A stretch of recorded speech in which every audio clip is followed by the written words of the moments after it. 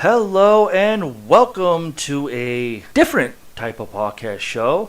This is actually now called Everything Paranormal. Still with your same hosts, Yep. Paramike, and in the creepy dark dungeons of Everything Paranormal. She is the goddess of anything she finds that she can rant on.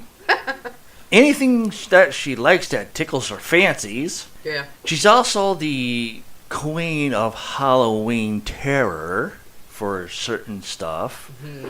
Her name is Para-Lor. Hi. That's right. The reason for the change, we were known as DCast Podcast Radio Everything Paranormal, or for short terms, DCPCREP. But a lot of her side of her Facebook page said that they couldn't find us. I know. Or the website was just not working, which was kind of ridiculous, but... Chaz from Snaps Paranormal, a group that I'm a part of, he actually suggested it. Just name it Everything Paranormal. Yeah, It'd be a hell of a lot better. Yeah, hopefully he'll be able to find the website now since it's had to be changed and everything. Well, not only that, I'll be able to share it on my other groups that I'm in, and not get told it's not there. Well, this is the thing. I did share something on your page, and for some reason, I ended up getting a message saying that it doesn't qualify for our community guidelines. I'm like, what the fuck? It's like Facebook needs to stop this shit and stop fucking with other people's accounts as well. But I guess I'm gonna just start adding just the Facebook page onto your account so people can go over to our Facebook page and find the website address and just click on it, and it'll bring you directly to our website itself. Or do this. After you upload this one, after editing, you put it up, it's going to automatically show up on my side. I'll see what, I'll obviously share the damn thing. Right. And most likely it should be fine. Hopefully. If not, I'll just, put up the Facebook page and then you guys go to the website. There is a difference in the website though. If people want to listen to our podcast episode through our website, there is a sign up for it. It's free. All you gotta do is pick a username, put your email in, pick a password you want. I'll get a notification in the email account so I could approve you. Yep. So this way here, when you log on back to the website and log in with your username and password, it'll automatically go to the page and you'll be able to listen to our podcast shows. It's a little bit of security due to the fact that the last page that was done, I was trying to do it and it was hacked, which is nuts. So this is an extra security. So once I get the information and I get pinged by the site to approve you, I will approve you as a free member. So just watch out for that so you guys can hear this. Also, it's going to be basically different for what I'm doing. I have to keep the one we're doing now as a regular one for YouTube channel.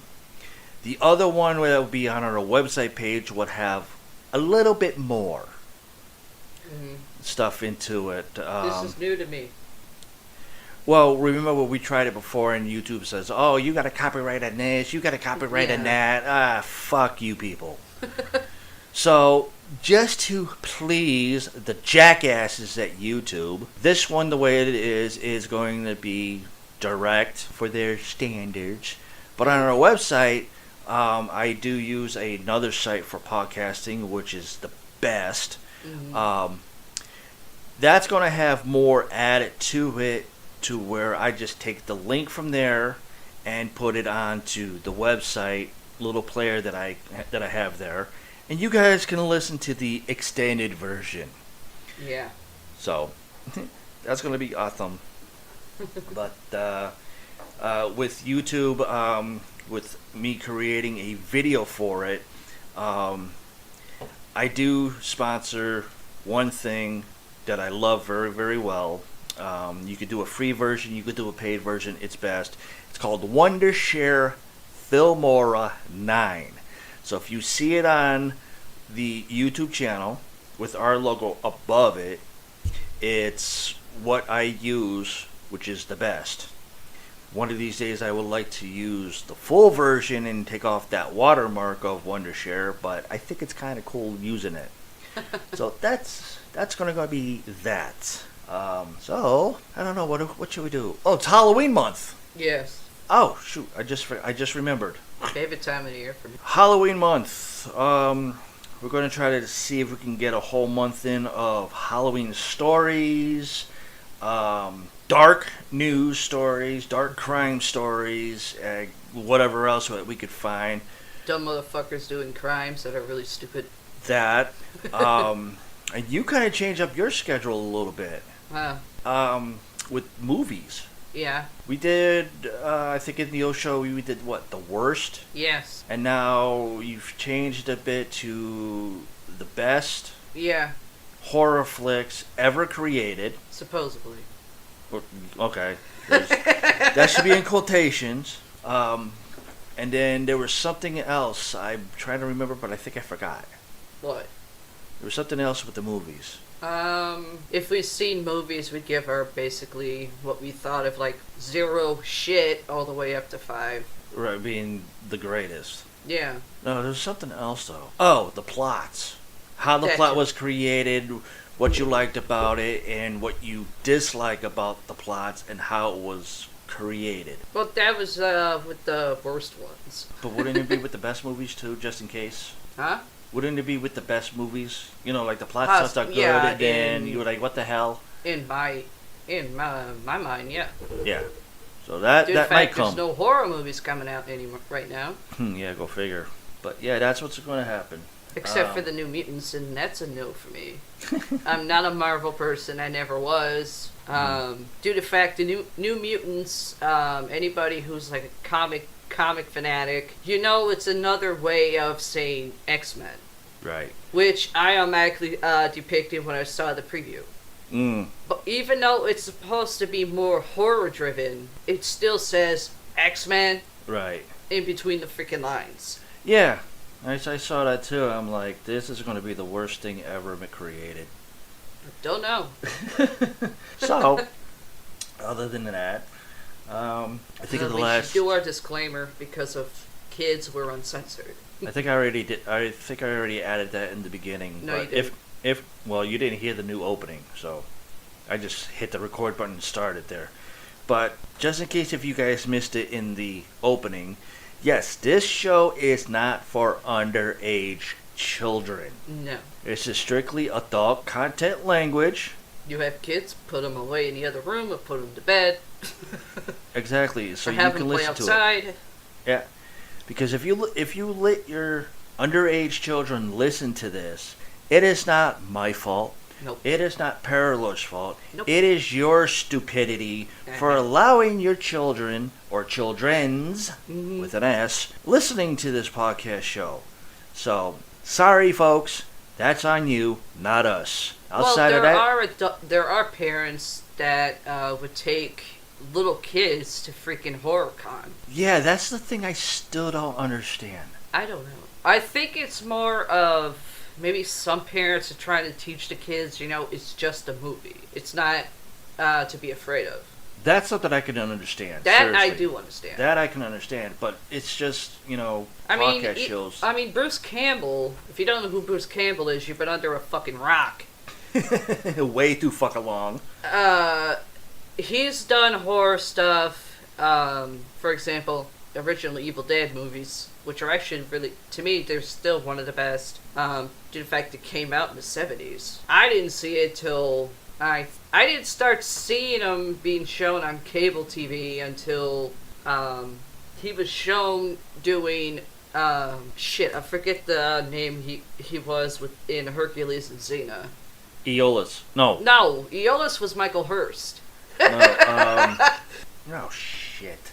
Autolycus. Yes, Yeah. Autolycus, the thief, the con artist. He was in here and there with Hercules, but more Xena.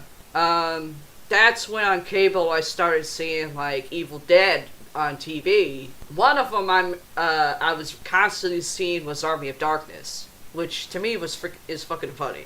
That's probably where Dave and Tim got that one. What? Army of Darkness. I don't know. That's something you have to ask Dave. It's something you have to ask Dave, because Tim's initially asked him before they started doing it in radio. Yeah, I know. That's why I said I wonder if that's where they got it from. Whoops. What? Sounded like a motorcycle farting.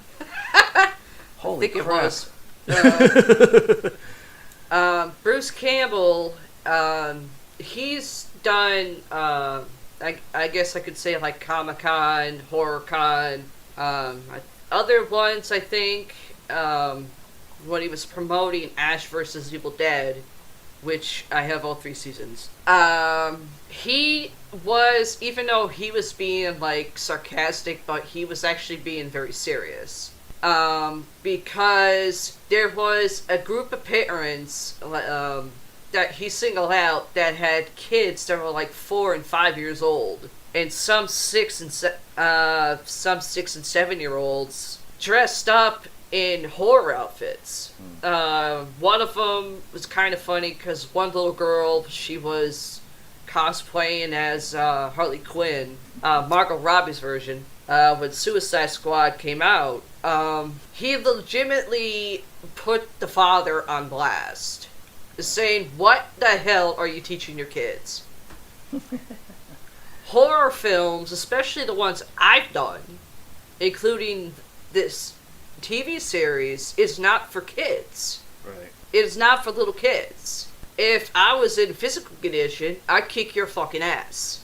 And of course, he had Lucy Lawless there with him, and said, everybody here knows who Lucy Lawless is. She has her own right, due to the fact of who she is. If I have to, I'll just point to her and have her drop kick your ass. Which I have noticed, before the shit hit the fan beginning of this year. Literally hit the fan. There were articles out there of people asking her, to redo the role of Xena, simply because of how the final finale ended. And apparently they were supposed to put it into that part only into a film, but that never hit water. No. Something between, who owned the rights of it, because originally it was Renaissance who was partnered with Universal, but the owners, or I should say creators of Xena, as well as Hercules, what is Lucy Lawless' husband, yep. And Ted Raimi, yep. or Sam Raimi. Ted Raimi is his brother, who, to me, I still say he's an idiot. Then there was a big uproar about them redoing the entire series with new people being those key roles, because, gay rights are more accepted now with TV and films back from the 90s. Even though I didn't see it at first when I originally watched Xena, until I actually watched the whole series on Netflix, and I actually started seeing it. Probably because I was just a 13-year-old kid. Right. Hercules, on the other hand, Kevin Sorbo, to me, by far, best Hercules. Not a fan of The Rock's version, due to the fact they went more toward the myth. Right. Than the TV version. The myth movie version of The Rock, they did have someone portraying the character of Aeolus, but in the movie, they made Aeolus look like a stuttering idiot compared to the TV series. Yeah. With Kevin Sorbo as Hercules and Michael Hurst being Aeolus, I actually did kind of see that towards the middle of the series. I think it was season 3 or 4, and I started seeing it. But if you kind of think about it, Aeolus was basically the chick magnet. I mean, yeah, in the shows, Hercules is seen chased by a dozen females, but Michael Hurst, who is actually now a director. I mean, he does acting roles here and there, but he's mostly directs. Right. You don't really hear much about him much right now. Last I knew, he was the Prime Minister of New Zealand. And revising the TV version for, say, like, 3-4 years ago, there was some fans, they would have been okay with new females as Xena and Gabrielle. Due to the fact, the chick from Buffy. Sarah Michelle Gellar? Yeah, she was one of the picks for one of the two. Mainly towards Xena, because she fucking Buffy. She did mainly her own stunts. Yep. Or most of the fighting choreograph herself. But there was this question, though, and I don't think I ever got an answer. Who would they choose to portray Ares? The original Ares, who died back in 2001. Due to the fact you have his name is Kevin Smith. I do remember watching Spartacus, Netflix. I did kind of get into it, even though to me, in certain parts of the little cartoony, or I should say, a little too comic version. One of his sons is in that series. And spoiler alert, up until his head gets cut off. At first, I wasn't sure if it was his son, because I remember Lucy Lawless saying one of his sons is a dead ringer. Almost exactly like looks just like him. His voice, similar, but he's actually learned through acting classes how to change the voice. I wasn't sure until I saw it more and more. The more he talked, and with the role that the guy was given, you could see it. You started seeing it, and there was a line in Spartacus where he says, "Where's the fucking fun in that?" Same exact tone as his father. Go to Xena, where I forget the episode plus the season, but he's going crazy. He has no powers. He's basically mortal, and the three freaking sprite fucking things were fucking with his mind, and he said the same exact line, except fuck wasn't in it, with the same exact head move. And you tried to argue with me on it, saying no way, that's not one of his sons, no way. Until I rewound it 4 times, and then you finally saw it. Because I was able to find the season and the episode where his father says the same line without fucking it. Then I went to Spartacus, that same exact line. Paramike finally saw what the fuck I was talking about, and said, okay, you're right. Shut me the fuck up.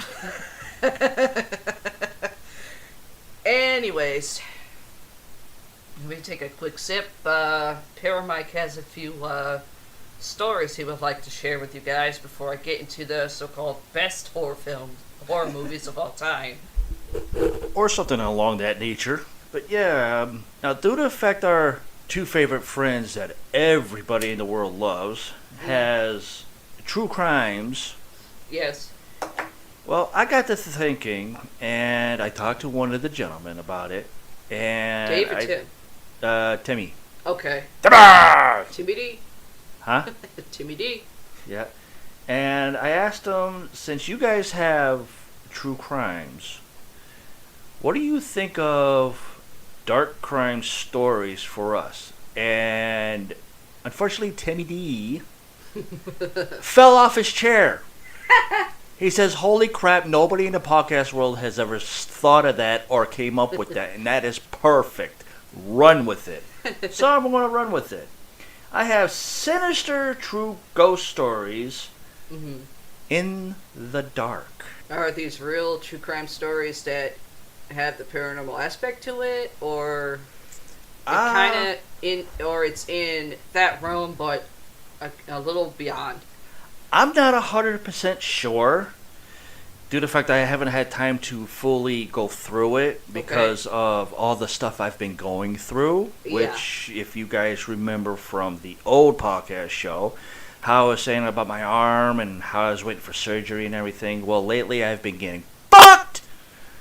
So, I'm not going to get my arm done anytime soon, so I'm going to leave my arm the way it is. Screwed. Anybody in Pennsylvania knows of any good lawyers for this? Send an email to Paramike. Let them know your email there. It's everything paranormal 2021 at gmail.com. But anyways, we're going to go into this. This is from the Occult Museum's website. And the first one is The Figure in Dark Robes. Let's see. It says, I've told this to a selected few. And while creepiest, scariest is subjective, kind of a weird way of just putting that in there. In the context of my life, it truly is the creepiest and scariest unsolved mystery. Ow. That's going to make me want to think of looking more into this story. I was a freshman in high school in my hometown of La Crosse, Wisconsin. Okay. Almost sounds Spanish a little bit. I wanted to say La Cruces, but... La Cruz. I was sleeping over my friend's house. I'm not going to say the name. We were watching a movie in his living room when he suddenly got a phone call. Well, that's gotta suck. Yeah. Watching a movie and you get a phone call in the middle of a movie? Who's a fucking idiot that would call you? I watched as he listened to what was being said on the other line. I watched as emotions poured over his face as he threw the phone across the room. Any relationship? I don't know. I do it. My brother Vermont does it. Throwing the phones? Yeah. Well, I haven't thrown a phone lately. Yeah, that's what I said. Any relations? After moments of crying, he told me that a boy at my school had committed suicide. Ugh. Yes. Not a way to start off a story, but... Now I knew this boy only through seeing him in the halls. My friend and I didn't go to the same high school, but had gone to middle school with this boy. How weird does that happen? I don't know. Middle school to high school. Apparently bullied him during those years. He wasn't proud of it, and to be honest, I was pretty surprised because he was a great guy. Aw, that's touching. He had uttered remorse. After all those years? I need to find out when this took place and what high school it was. Or middle school to high school. Yeah. We decided to sneak out and go for a walk. The year was roughly 1990. Well, there's your maybe year. 91. Okay. Basically, I was in high school at that year, in those years. Yeah. We were freshmen in high school. Now, sneaking out was nothing new. We always did it. At the time, we weren't into drugs, alcohol, or partying. That kind of sounds like me. Shocking. We just liked the freedom of walking the streets at night. Well, I never did that. No. Never had the chance to. I was always studying. The discussions were always great. I find that kind of not normal. No. Or I should say not abnormal. Who the hell would have great discussions? I don't know. Normally we go walking through the big cemetery that was near my house. Well, ain't that creepy? In fact, we have a cemetery right up the road from us. Yeah. But I don't go walking through it. I walk around it, behind it, or in front of it. I walk by it and I don't feel nothing. It was behind the train tracks that still run through La Cruces, or La Cruces, either way you want to put it. Yeah. To this day, y'all gotta be on something. As we walked along the train tracks leading to the cemeteries, we stopped. To this day, I can't explain why. We had walked into that cemetery dozens of times and on scarier nights. Well, how many nights would be scarier? Full moon. Outside of Halloween. You got the full moons. You got no moon, and night sky looks just black. Yeah, which we've seen a couple of times. Or I've seen a couple of times. I've seen it too. For whatever reason, we didn't want to go in there. I don't know if the thought of dead on our minds due to my classmate's suicide was a factor. Pussy. That part I would agree maybe 40%. Okay.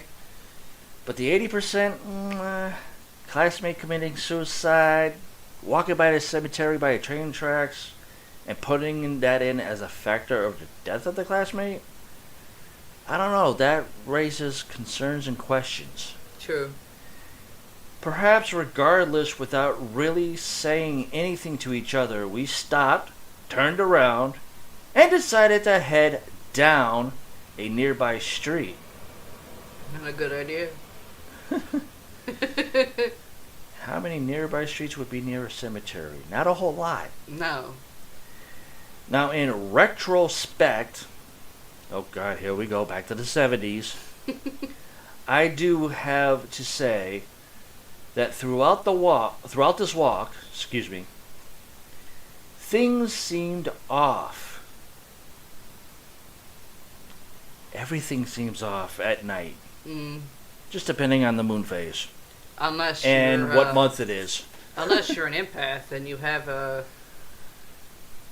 specific way of sensing energy.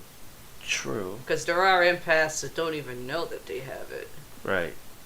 And I wonder if these two actually believed in the paranormal, which is another question. I don't know. But, let's see, where was I? There wasn't a car in sight. This was suburbia. If it's dead at night, you're not going to see any fucking cars. 9 times out of 10, you don't really hear about suburban areas being weird for people. Matter of fact, you don't even hear about suburban areas that have cemeteries near their houses. Well, it's usually on the outside. This is in Michigan, so you gotta figure. No, this is Wisconsin. Okay, Wisconsin. The cheese state.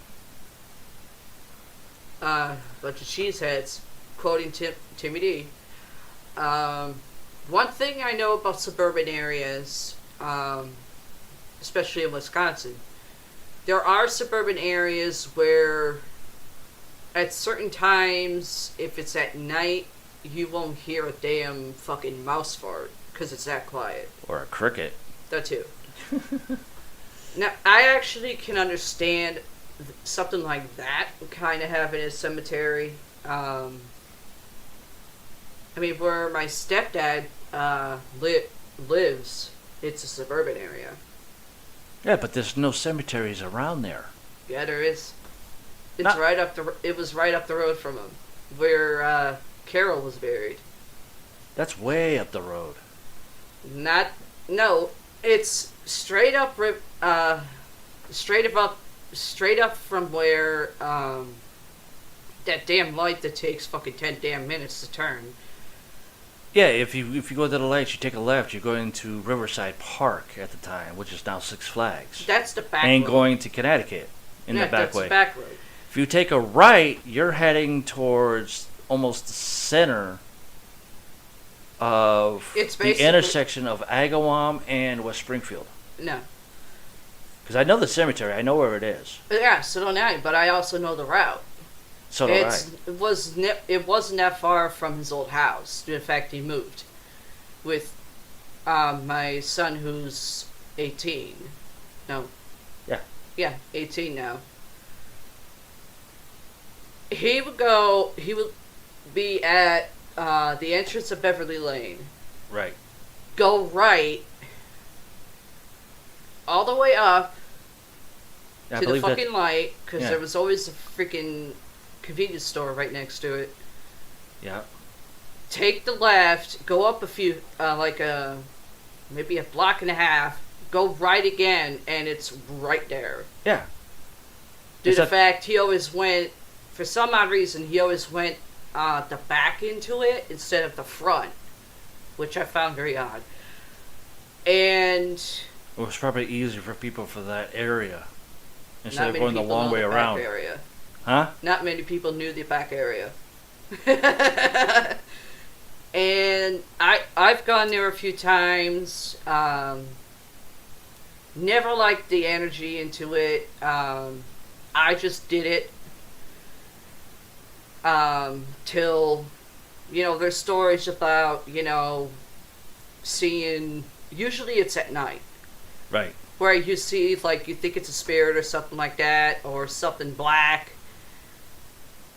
I actually saw one of these things in the fucking daylight. And I said, fuck you, I'm not coming back in here. And well, that's something I didn't know until now. I don't like to have in my head. 12 years later of being married, now I find this one out? Richie fucking knew and he never told you? No! The only thing that he ever told me and you told me was when you guys were driving down that road and your car just died. Yeah. I was picking him up. We were going somewhere. I forget where the fuck it was. I think we were going to a fucking party. No, he had graduated. Yeah, that's the only thing I remember. Party, which no, we were coming back from the party from the Oaks. Right. And for some odd reason, he's like, "Let's go down this road." Because he knew about it, but he wanted to see if it could have just been, if it was at night, because he only heard of it. He didn't know what time of day it was. Right. He thought it was at night. Well, that's due to the fact the car fucking just died right there. I went, you wanted me to come all the way over here. He's like, well, the car dies. We know in the paranormal stuff, if you're by a cemetery at night and it dies, there it is. I went, it didn't happen at night. It happened in the fucking day. Right, and there's no cemetery on that road. I think there's like a ball field or something. I don't know. All I remember is fucking trees on my right and the fucking back entrance to the fucking cemetery right there on my left. Luckily I, because that road also leads to, Chez Joseph as well. Yeah. Yeah. Because you keep going, you see fucking Geislers right in front of you. Which I call geeklers. Geezers! And, yes, I used to live out in Agawam, right across the street from it. Like a car phone that my biological dad installed into the car. How he did, I have no idea. I didn't like half of his mechanics. And I couldn't get a hold of him. Those Beamer phones. And my brother Richie, because Alex was in the back seat, because he had the same sense I was feeling. And for some dumb reason, my brother Richie decides to get out of the car, pops the hood to see if it could be the battery, and what was it, the battery? And it was not the battery. And I was like, okay. So I called Para-Mike, who we were friends at the time, and I told him what was going on. He's like, okay, where the fuck are you? And I explained the exact area. He's like, okay, and the car just dies. I went, yeah. He's like, okay, I'm about 30 minutes from you. Of course, it kind of took him like almost 40 minutes because he walked.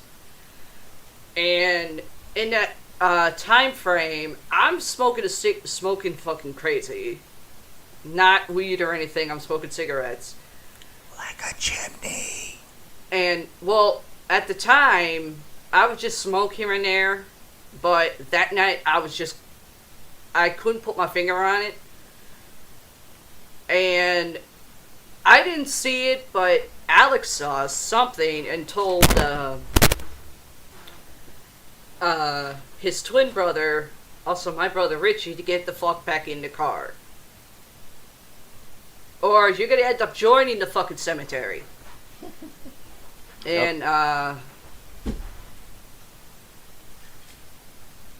and one thing I noticed my brother Richie picked up from Paramike, because they both kind of worked together on cars. When his head came, like, would never come up from the hood, it would be like at the side, and he had to look like shut up all the time. And he did the same look, but he didn't say anything. He was about to until he looked dead at Alex and didn't question him. Then he got the same feeling. It's the thing. One thing I know about biological twins, especially Gemini twins, if one of them feels something, the other one, it's like about maybe like an 8-minute delay, usually. And he slammed the hood, got in the car, hit the automatic door lock on the other side, rolled up the fucking windows. And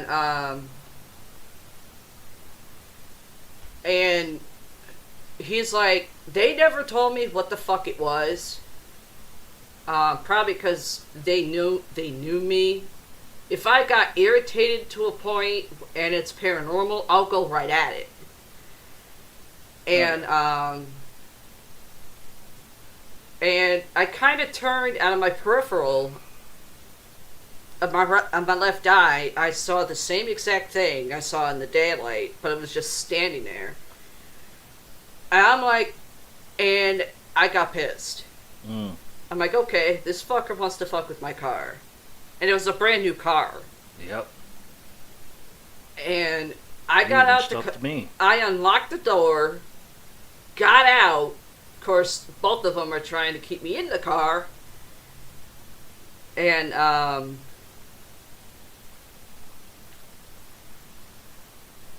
they both see Mike come up on the right side of the freaking window, scaring the shit out of both of them, which was actually kind of funny. And they popped the hood. Mike popped the hood, had me get out of the car. Of course, Alex is arguing with him. He's like, dude, shut up. I'm gonna see if this damn thing works. Kind of sounds like me and these two guys in the story. Huh? Kind of sounds like me and these two guys in the story. But anyways. And when I got out of the car, he saw I was standing at the car, but I had a newly lit cigarette in my hand. And he saw me, like, tapping my nails. Which I hate. No, but it wasn't that type of tapping. It was, okay, I'm done. Right when I'm walking to the freaking cemetery, right at the fucking thing, the windows are up, so they couldn't hear what the fuck I was saying, but Richie and Alex knew how to read lips, as well as body language and the way I was fucking walking. Mm-hmm. He goes, Richie went, okay, we need to get her back in the fucking car. And the car starts the minute I stepped where the figure was standing. But at first, Paramike didn't see anything, and I just walked at it and cussing at it, going, "Okay, you're fucking with my new car. You want to do something? Let's do this." Now this is pretense Ghost Adventures. What are you, Drew now, smacking the microphone? What the hell? Sorry. I'm not used to this fucking setup. And all three of them get out of my car, and Paramike sees exactly what the other two are seeing. And I'm right in front of my stepmom's grave. And it's backing away from me. And yes, I was wearing my pentagram symbol. For some reason, it was backing away from me. Normally, you see that shit with crosses, not pentagrams. And it's not an upside down pentagram with the goat head on it. It's the original. And all three of them were able to get me back to the car. But instead of me driving, I got two fucking, at the time, they were both like, I'm saying like 175. Both of them at the same weight, sitting on me in the back seat, and Mike's driving. And I think I clocked one of them, but I can't remember which one I hit by accident. And by the time we got to the place of the party, I stood outside, and it was nice out. The air was, to some people, the air was like cold to them, but to me, I'm like, oh, that feels good. And which was odd due to the fact it was like the middle of June. And it was actually a full moon. I left the porch where the graduation party was and stood adjacent to where the moon was, basically underneath it, looking up at it and just breathing. Alex comes up, not behind me because he knows I hate that. Came up to me from the side. He's like, "You good? Or do we have to go another round?" I just looked at him and went, "Dude, you and I are matched. But you would tire before I would. You haven't evolved yet." He's like, "Okay, which one of the two of three of us evolved yet?" He's inside, probably making himself look stupid. At the time, he wasn't drinking, but you kind of could tell. A couple years later, we kind of like brought that night up, and the both of them turned 21, so you knew that was a fucking party. Mm-hmm. And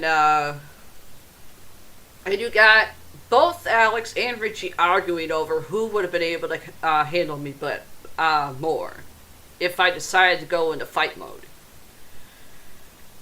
And I'm standing.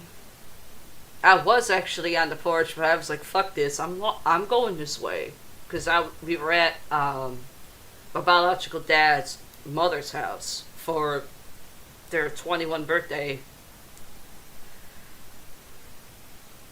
And I had just started dating Para-Mike due to the fact about several months earlier I was like, "Fuck it, I'm going gay." Simply because of my ex-husband and the abuse I took from his ass. And I mean, we were kind of dating, but it wasn't really official. And I had a friend of mine who was bisexual, or actually was bi but went lesbian. Similar thing. She had similar thing that I did, so she understood it. Which I called her Skittles, due to the fact that she dated one of my brothers. The reason I called her Skittles, one, she likes the candy. Whether it's regular, fucking tropical to sour, she'll eat it. She'd eat it. And two, once in a while she'll dye her hair the fucking colors of the goddamn rainbow. One time I called her. It was actually that night because I was drunk. So I went, you know what? Instead of calling you Skittles, how about we call you fucking Rainbow Bright? Because your hair looks more like her fucking outfit than it does a Skittles bag. Mm-hmm.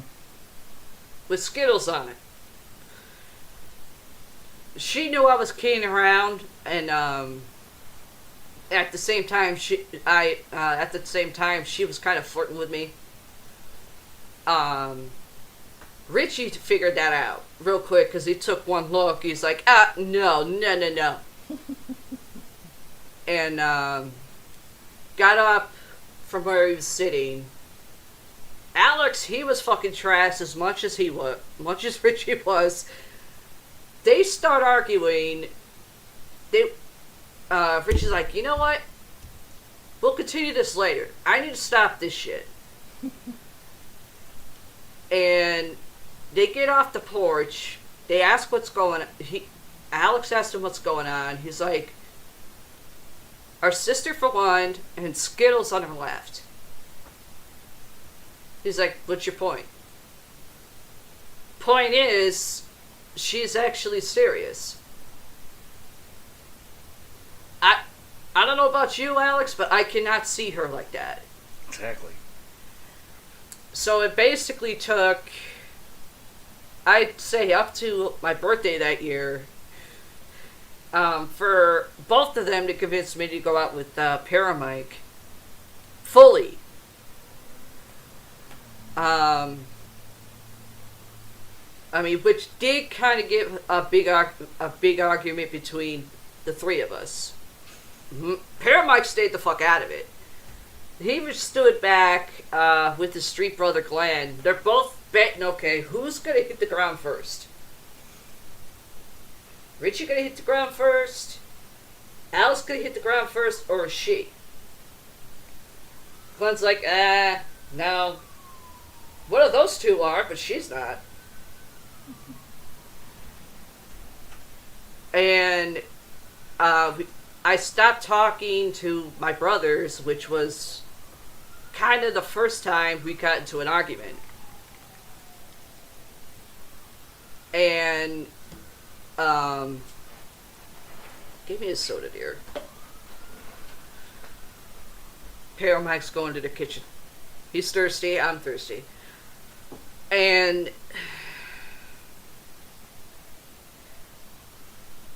my brother Richie had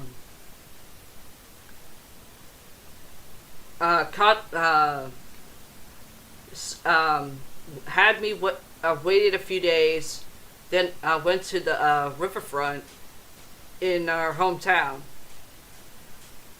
and saw me just sitting there just thinking. He walks up, instead of saying, hey, he was a sarcastic ass, he still is, going, you know, if you keep thinking that hard, steam's coming out of your ears. I went, funny. He sat next to me, he's like, look, you're my sister, I love you to death. For some reason, I cannot see you in that type of way. I go, okay, what's the difference between me going lesbian and you and Alex being bi? He goes, the difference is, me and Alex were doing it since high school. We're a part of that since high school. You know that. You, on the other hand, you never been in that. Sometimes, lesbians with the same type of experience like you and Skittles don't make very good partners. I've seen it. I went, okay, what the hell do you propose then? He goes, okay, do this. Go out with Mike one time and then see if I'm right. If I'm wrong, okay, I'll accept it. And And the funny thing is, too, one of my first bosses where I bartended was also bi. And, which I actually did. Turned out it ended up being on my freaking birthday. My brother, Alex, was dealing with Mike, trying to get him situated. I didn't know they were planning a fucking surprise party. And I hate those. Reasons for that are basically my own. Good luck trying to crack that open.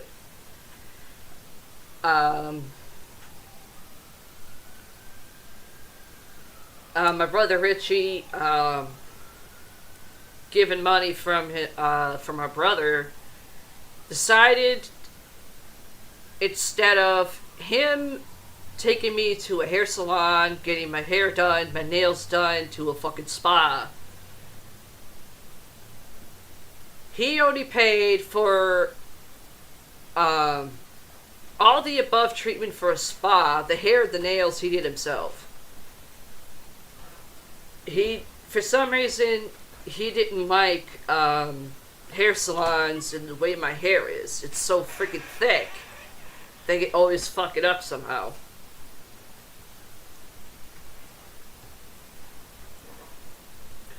But of course, that's one of my many stories.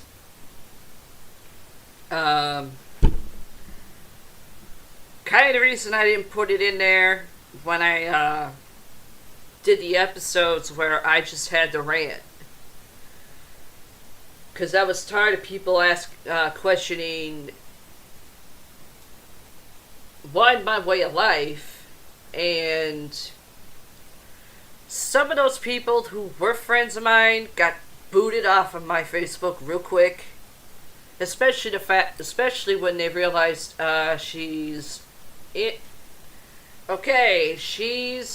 a RuPaul's Drag Race Facebook fan group. One of them's basically Bianca Del Rio. And they started touting Bible verses at me about it, which irked the hell out of me. And I said in capital fucking letters and not really nice words, get the fuck off my page. Do not. One thing I know that you idiots, due to the fact you're sprouting Bible verses at me, and you know what my path is. One thing, if you actually pay attention to how Ghost Adventures is and ways Zach does it now, he admits it's never the person that does white magic or dark magic or whatever spellcraft that they do. It's the intent. I go, so unless you want to piss off someone who is of both sides, you'll find out the next day. Once I said that, they left. And so they couldn't re-add me down the line. I fucking blocked all of them.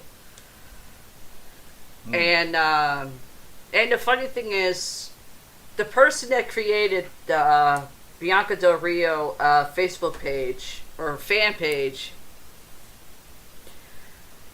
knows Bianca Del Rio very well. And which shocked the hell out of me, because it even shocked Para-Mike, that I had gotten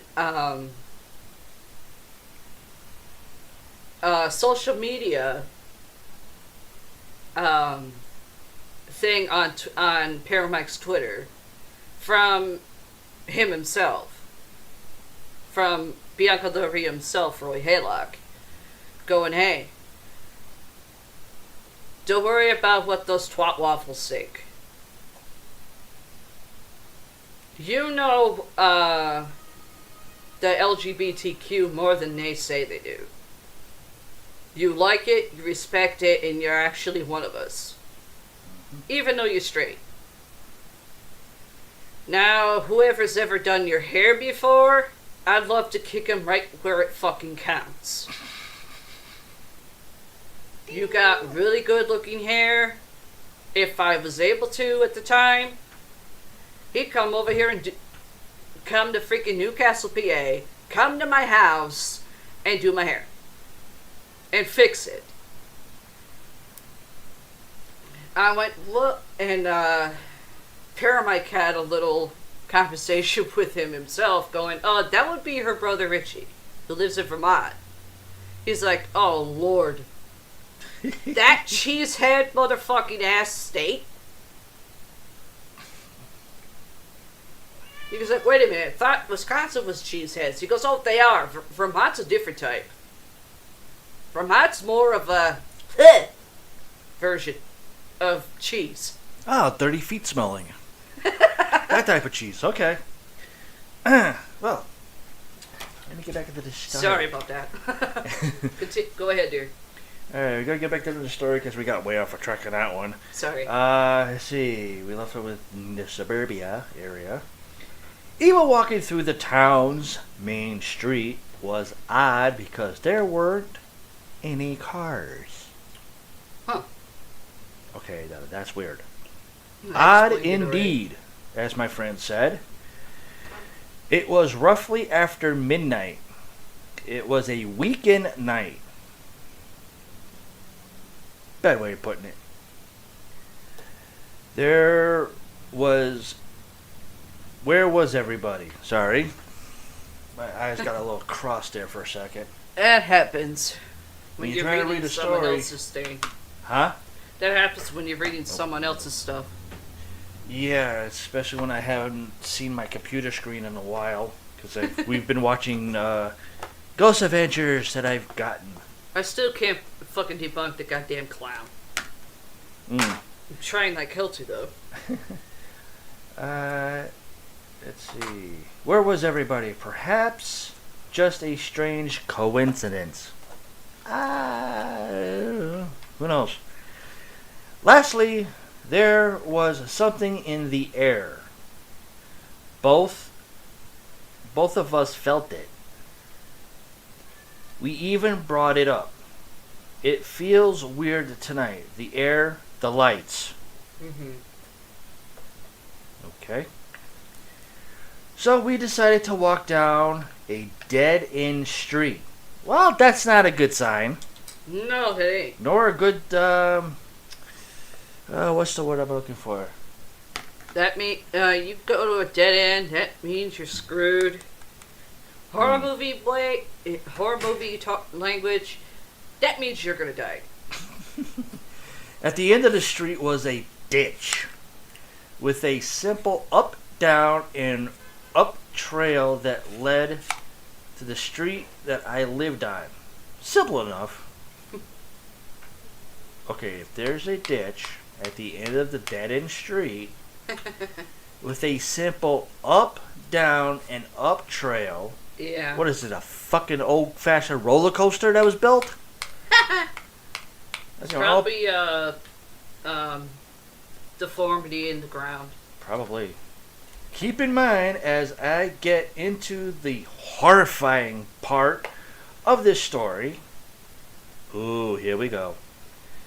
That we were in a suburbs. Well, I think everybody's gonna remember that. These weren't old, creepy houses with strange individuals. Every individual's a fucking strange motherfucker. Oh yeah. Especially the old people wearing dependent diapers that are even more stranger. Especially when they escape from a nursing home. And these trees weren't small. It wasn't a brand new development, but it wasn't that old either. Okay, now it just makes no sense. No, it doesn't. And if you're hearing that little meow in the background, that's our little monkey. Yes. He's deciding to say hello to all of you. Or add in his 2 cents. That too.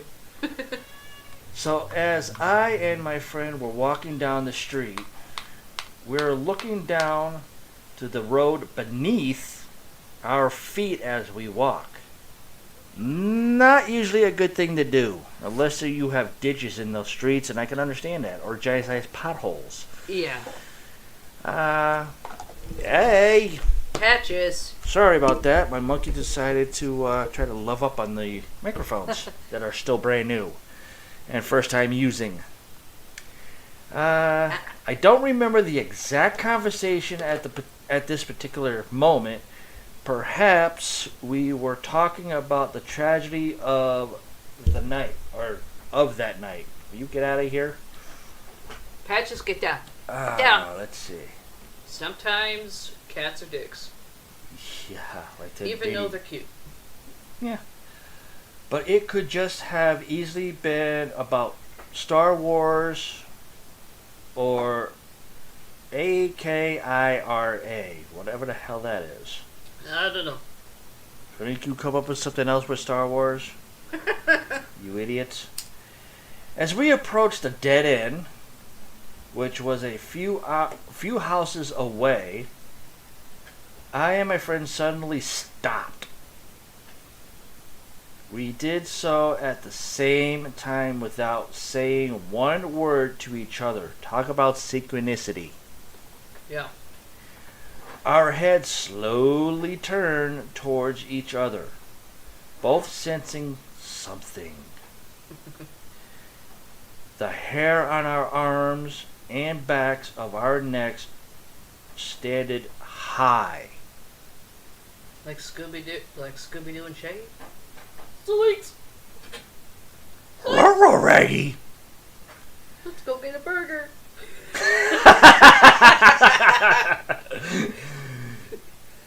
Then our gaze slowly moved forward to the unison, slightly to the right. Okay, you have a unison in your area? Holy crap. That's when we saw it. About 2 houses away, in a virtually barren front yard of a suburban home besides some bushes, was a dark figure. It wasn't something or something in dark robes. No face, no features at all, just the robe. Shadow figure. Huh? Shadow figure with a robot. Some shadow figures don't have it was sense of just clothing. the robe.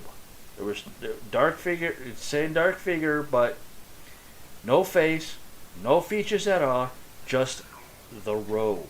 Okay. So we go from dark figure To fucking to no Scrooge. face, no features at all, just a robe. Christmas future? Christmas future from the freaking Christmas Carol? Don't know, but now it's starting to get more weird. Now that the figure didn't acknowledge us, surprising, Shocking. not yet, it instead walked or moved in a certain way. I can't articulate it correctly. But there's only a few ways it moves. It floats, flies up, goes in the ground, or disappears in a wall. That's the only way I can see it moving. As if it was walking in circles slowly, without really walking. Kind of reminds me of the episode in Ghost Adventures of Ashmore's Estates. That gentleman there. Oh yeah. Dave Schrader's cousin. Looks like he's just standing there, but when he walks, he doesn't look like he's moving his legs or the outfit. It just like stays in one position if you're just standing there, and it just walks with him. Yeah. Not even freaking moving, not even a wind moving the damn outfit on this guy. Awesome. Kind Yes, of sounds like that's the a story. cow. It held something that was blowing in the wind. And yes, the wind picked up a little bit as well. Whoa, okay, I wonder what it was. Another odd element was that light that illuminated it somewhat. There was a street light a few houses up, but it wasn't strong enough to illuminate this figure as it was. My friend and I were frozen. Stay out of the icebox. In fact, I almost frozen. Okay, now this is just, that part right there just didn't make sense. Sorry for stopping, guys, but that didn't make sense. I'm almost frozen as I write Stop this. time. Huh? Lost sense of time, maybe. I don't know. It's been a while since I have thought about this night. So there we stood, frozen in fear, staring at this dark figure moving, yet doing so without moving. And it was holding something, or perhaps what was blowing in the wind as more of its robe. I'm not sure. We stared at this thing for I don't know how long until it stopped suddenly, looked up at us, as if finally alarmed by our presence.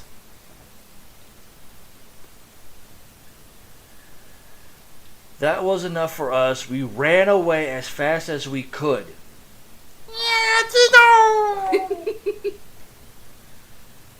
Sorry, I had to throw that in there. Come on, screw up. Let's go get a burger. Yabba dabba doo, let's get out of here, barn! Zoinks! Oh, Lord. I'm sorry. I have to throw those in there.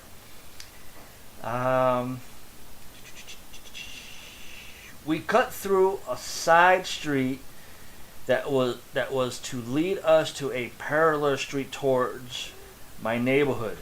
This street led to a slight hill.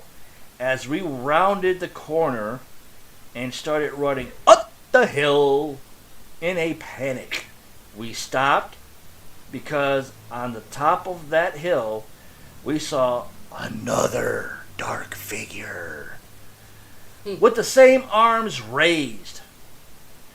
We turned around and ran away in the direction of my friend's house, which at this distance was at least 5 miles away.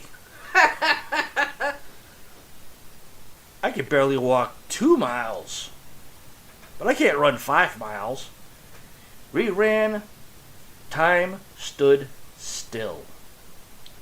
The next thing I remember, we're lying in the middle of a courtyard of some other neighborhood that we never been in.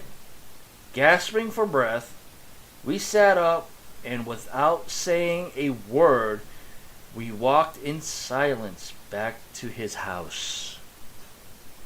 The air felt normal again, although we felt like we were in a haze of sorts. Out of danger, finally. Yeah, I don't think you guys were out of danger. We fell asleep in his house. I woke up that morning and went home. A few days later, I rode my bike to the location. Perhaps it was shadow play. Question mark. Perhaps there was a certain tree or bush or maybe a for sale sign or something that made it look like there was something else there. Question mark. Nothing. It was an open yard. I and my friend didn't speak of that night for a long time. Years later, when I brought it up, he replied, "Yeah, what the hell was that?" As if no time had passed. What was it? Question mark. I have no idea. We hadn't taken any drugs. We haven't been drinking any alcohol. I often wonder if I could have been a haunting, a specter, a ghost, etc.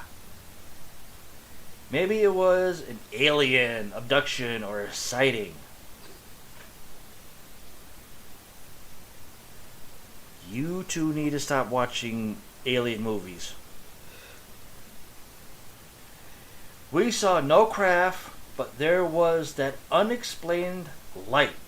Or maybe it was some other kids messing with us. But how would they have known we were coming? How could they be so prepared? I just don't know. That was roughly 24 years ago. Give or take.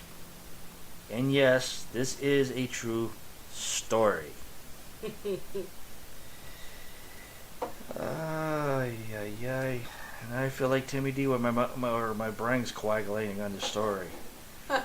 Sadly, my best friend passed suddenly a few months ago.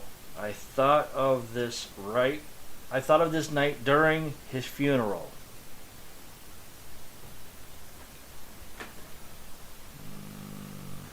Might have been a forbearance to come. Why would you think of that during your best friend's funeral? Don't know. Nobody thinks of that. I thought of returning to that site. I thought of the odd coincidence of unexpected and surprising death. Just like my classmate that night. Is there a connection? That's a very good question. I don't know.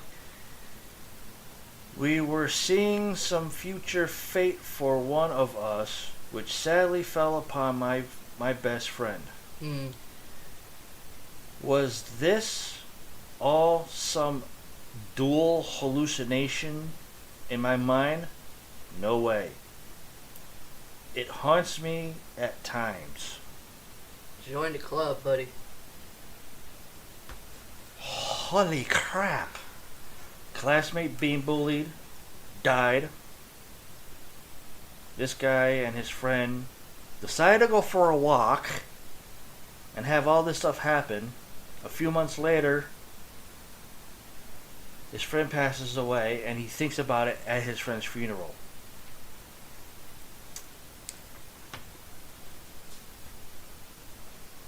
I can't put my fingers on that. I don't know. On those certain things. Well, coincidence, maybe? Well, I don't think so. No. In the paranormal, there's no coincidence. Roughly 24 years ago, give or take, classmate been bullied, died. His best friend passes away suddenly a few months ago. Thinking of that night at his friend's funeral. An odd coincidence of unexpected and surprising death. I don't know. That I can't see that as a connection. For one, due to the fact that the classmate that they knew passed away, and then roughly 24 years later, his best friend passes away from all that stuff. Yeah. And he thinks about it at a funeral. That's the part I can't understand. I don't know. Your best friend just passed a few months ago, but yet you're thinking 24 years, roughly, give or take, of that night of you and your friend while you're at his funeral. I don't know. The only thing I can think in my head is stray jacket. Good loony lords. The rest of these I should just print out, but what do you got? I'm going to pass it over to Para-Lor and see what she's got that's, what is it, the best horror stuff?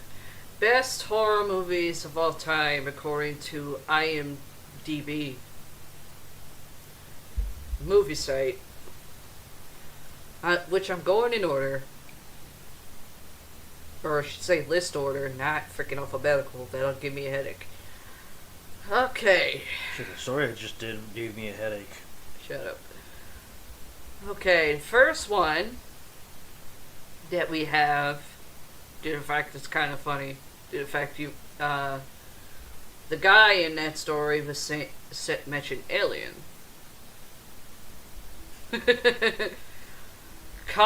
First movie is the first Alien.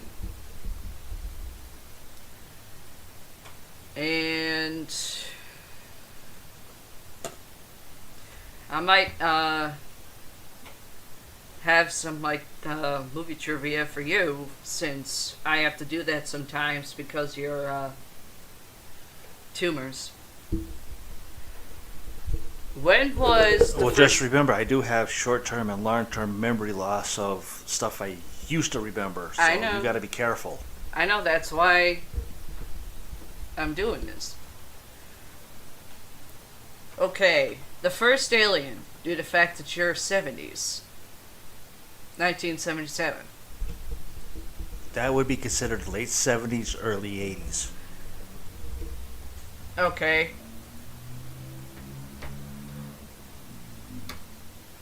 Okay, how about this one? You remember the director who did the first Alien? Ridley Scott. No. The year the first Alien came out was 1979. I was only 2 years old. Okay. I didn't even know what the hell a TV was at the time. Alright. You remember one of the stars' names?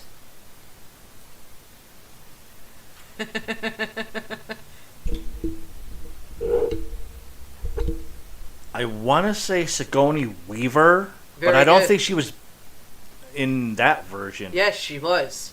Really? Yeah, she was the last survivor. Huh.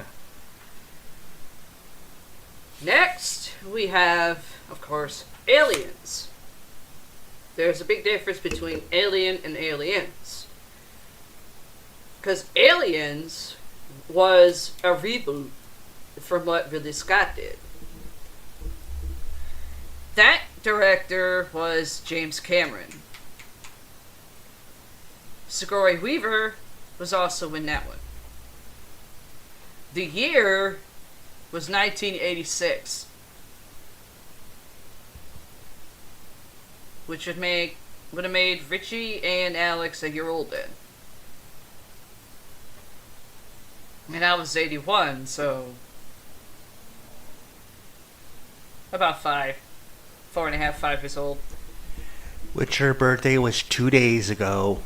Yeah, She's 39 years old, but dyslexic 93. she's more like 93 years old.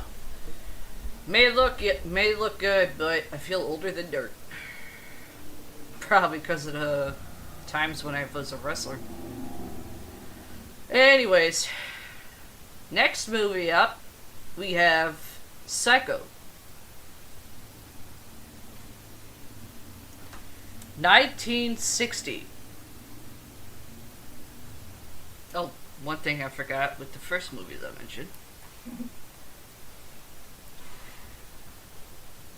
The movie Alien 1979.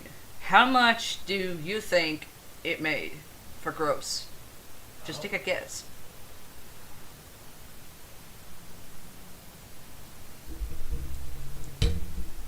My guess would be anywhere between maybe 1.3 million to 7 million.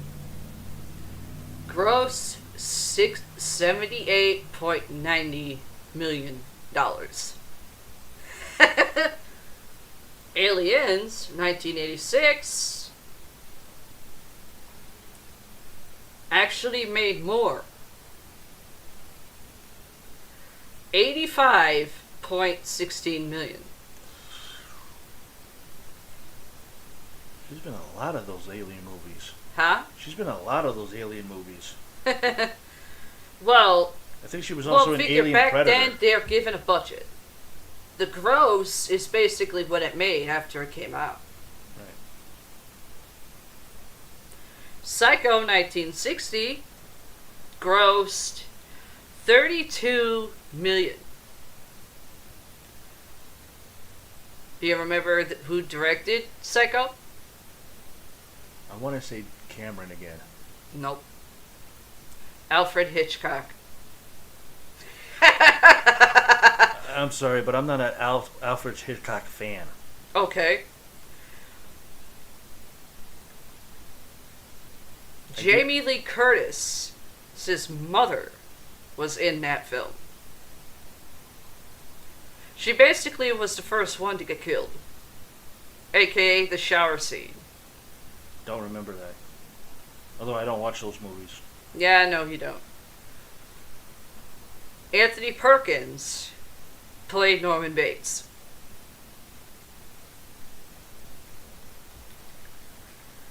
Oh, God. Really? Saw? 2004? Are you fucking kidding me?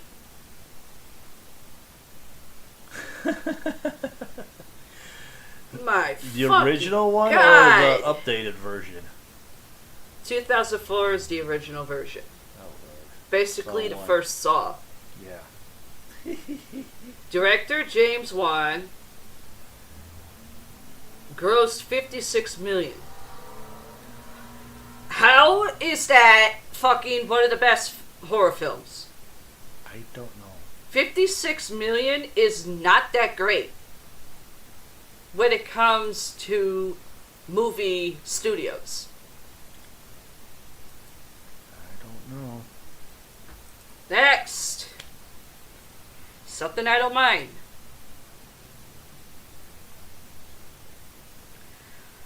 The Exorcist. Can you guess the year that came out? I want to say somewhere in the 80s. No. 1973. That has been done so many times. It's No, this is the unbelievable. original. You remember who played the girl? No. Linda Blair. Oh. Okay. You remember Leslie Nielsen? Yes. God rest his soul now. The movie Repossessed, even though they were making fun of it. Linda Blair was in that one too. Basically making fun of what she did in the 70s as a kid.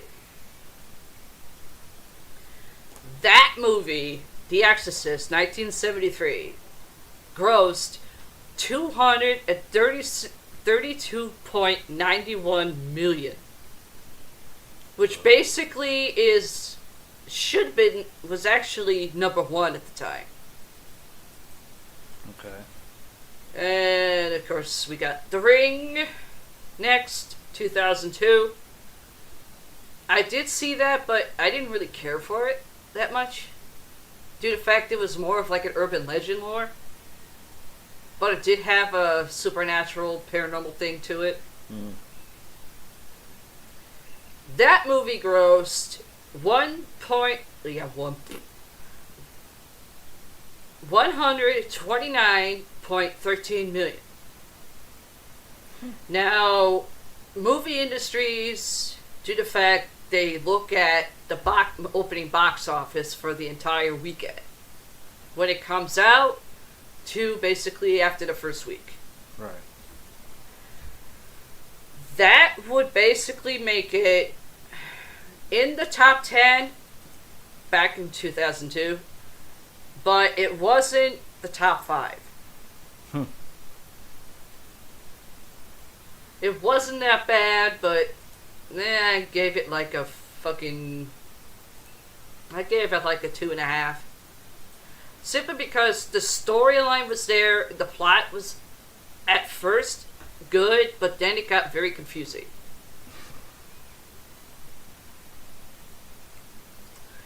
Next, the Texas Chainsaw Massacre, 1974. The original Okay. The director was Toby Hooper.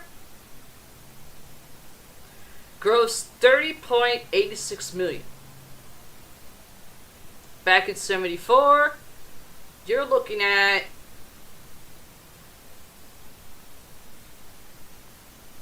I'd say number 6, which gives you short of the top 5. Then we got the 2003 version. Texas Chainsaw Massacre, blah, blah, blah. Director Marcus Nispel, or however you say his last name.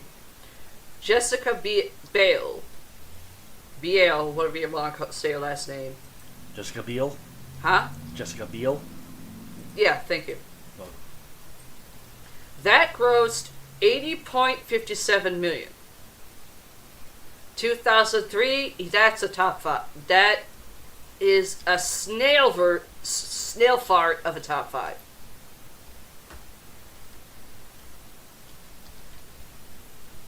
One of my favorites, The Evil Dead,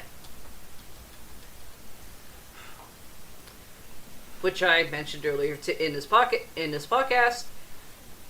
Here's your quiz. What year did that come out? I don't know. I'll just give you 1980s. You just come the number. 87? 88? No. Chucky was 1988. Okay.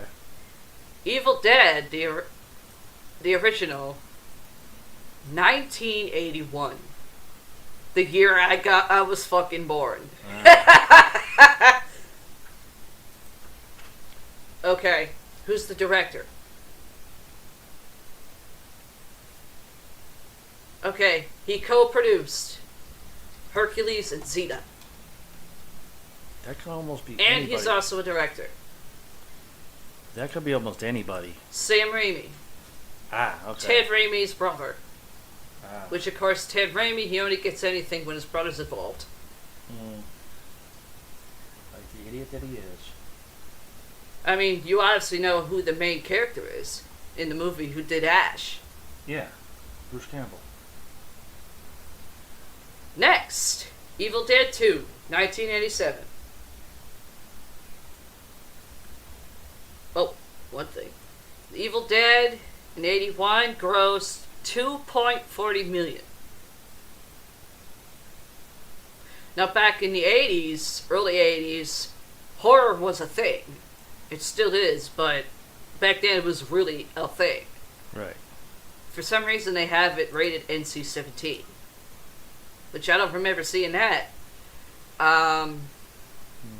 Unless it's the part where the chick gets kind of fucked by a tree branch. That's what it looks like to me. Ew. So $2.40 million.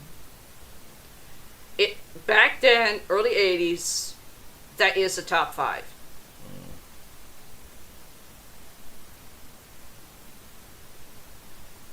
87, Evil Dead 2. Same director. Grossed $5.92 million. Still top 5. Next, Wrong Turn 1, 2003. I don't recognize any of the people in this film. In that film,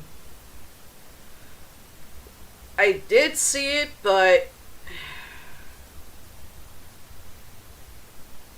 I gave it basically a 1 because it's, if you think today's standards, it's common fucking sense. If people are stranded in the middle of the fucking woods after cars are colliding, Instead of going in the woods, you stay on the road. If you have to, you just keep walking till you get to the nearest town. That's common fucking sense. Gross. 15.42 million. I don't give a shit what people might think on it. It is not the top 5. That is basically 7. Maybe 8. It's in the top 10, but not the top 5. Next, The Mist, 2007. I didn't like the ending. It was good. I just did not like how the ending was, simply because of the boy. Gross made 25.59 million. That, you're looking at a fucking 10. As in top 10. Or a little after top 10. Right. The Shining. The original Shining. 1980.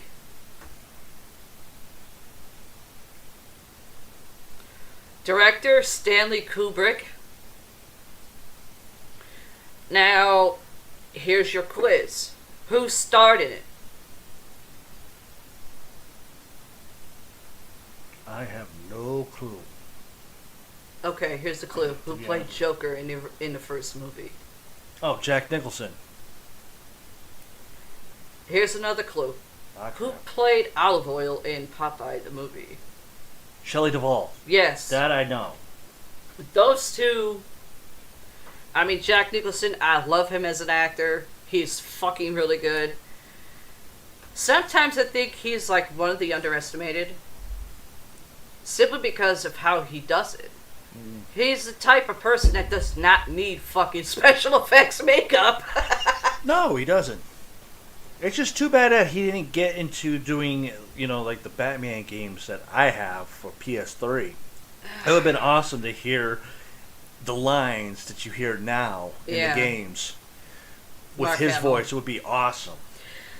Well, if you kind of want to think about it, it's also in the Batman commentary, not the commentary, but in the making of it. And I think it's in the DVD form. I gotta try to find it. He stated from the beginning he knew there was something there when he took it on. I mean, he kind of knew his life may be a little bit different afterwards. But then again, after that coming out, and he's doing other movies after that, especially the movie Wolf, I would say more of a psychological werewolf movie, his life was ended up being like, some people think he's a dick because of fucking paparazzi. True. Always wanting to get that fucking photo of him. I mean, I'm pretty sure, we both kind of tried to YouTube things where Jack Nicholson would actually talk in front of people. One of them was when he did The Cuckoo's Nest. To me, by far, one of the best fucking films. Not really too keen on Woody Allen, but that, to me, the One Flew Over the Cuckoo's Nest, which, here's another quiz. Who were some of the supporting roles in that film with Jack Nicholson being the fucking lead? I have no clue. You got fucking Danny DeVito. Okay. He's the short little fucker that constantly wants a cigarette. Here's 2 clues. He worked with Michael J. Fox. And he was in the movie Clue. Oh, Tim Curry. No. Michael J. Fox. Yeah. Future movies is all I'm going to tell you. Christopher Lloyd? Yes. Okay. Doc Brown. There's him. And there's another one. He dies right before the very end. Spoiler alert for those who probably don't know that far back. I don't even know. Okay. Here's this clue. He was in Twin Towers. Never seen it. Okay, you know the Lord of the Rings. Yes. The movies. Well, somewhat. I know the guy that played Willow was in it. No, he was never in One Flew Over the Cuckoo's Nest. Oh. Warwick Davis was never in that film. He got a shot in it, but he turned it down for Willow. Mm. The movie... Okay, here's another one.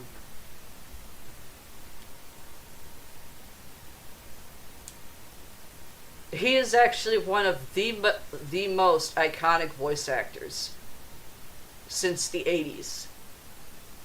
That could be almost anybody. Okay, I got the collection. Oh, Brad. Brad Dourif, yes. He played in that film with Jack Nicholson. He was Billy Boyd in that film. I mean, I love that film. I'd say that is actually a 4 for me. Like The Shining to me, due to the fact I'm a huge fan of Jack Nicholson, that's a motherfucking 5.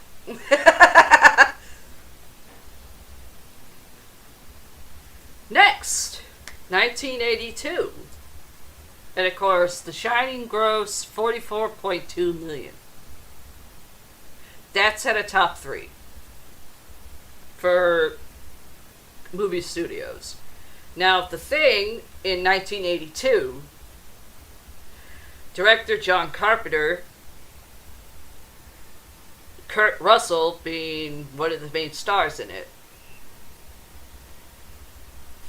grossed $13.78 million. I was never a fan of The Thing. I don't understand what the fucking goddamn thing was. But apparently in this, because they got horror, mystery, and sci-fi. Again, horror and sci-fi do not fucking mix! Horror and mystery? Yeah, that does.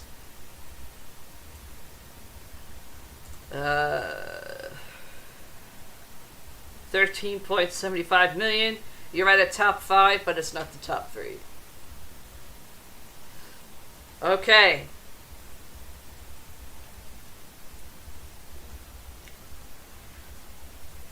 This film wasn't rated.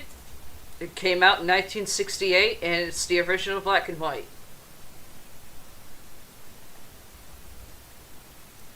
Night of the Living Dead. I never watched it. But you know who you knew of the director, George Romero. George A. Romero, who got fucked because one of his production people didn't put copyright on the fucking thing. Actually, George Romero's been getting screwed ever since he got into the horror scene. I know, because of that one fuck up. No, it wasn't just before that. It was every horror movie that he has created, he directed, he wrote the scripts for it, Yeah. every cast member of every movie, and he's never won anything or was recognized for any of that. No, you can blame fucking Hollywood until that twats for that. Until that person did not copyright one movie. Oh, I know. Well, one thing, because Dave Schrader mentioned this when they were actually on the radio still, that he met George Romero, and that actually is also the other reason why I refuse to do any films anymore, or try anymore to get into films. Unless there's a shot in the dark, and Don Mancini, who technically owns the Child's Play franchise, the Chucky franchise, offers me something out of the fucking blue. After somehow hearing this, that fucking movie executives would pay other people millions of dollars to redo his zombie films and would not give him a fucking dime so he could try to fix what a production person that he fired because of not putting the copyright on the fucking thing. Mm-hmm. And that did actually strike a chord to me. I'm not a fan of zombie films. If you've seen one, you've seen them fucking all. It's like, same thing as Resident Evil.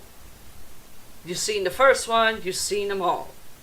It's the same goddamn bitch who took the goddamn role from me in the first place. But he is right.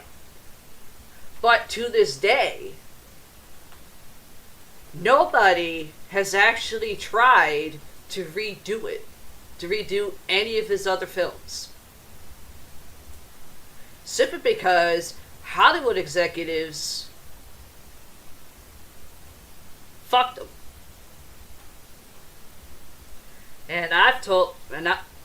Oh my god. I almost want to puke now. The gross for this thing in 68, 0.09 million. That's not even the Richter scale. Next, we have Rosemary's Baby, 1968. Doesn't even say what it made.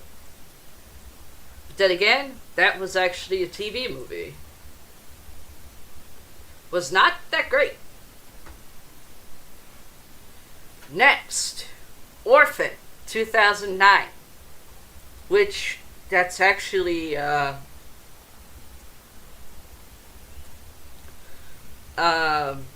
actually based on a true thing.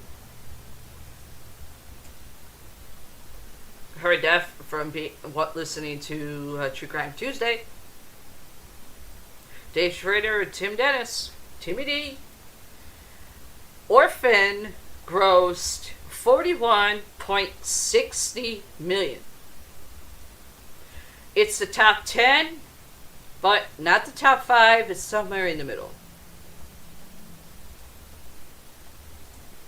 I mean, I did see it. I gave it a 2.5 simply because it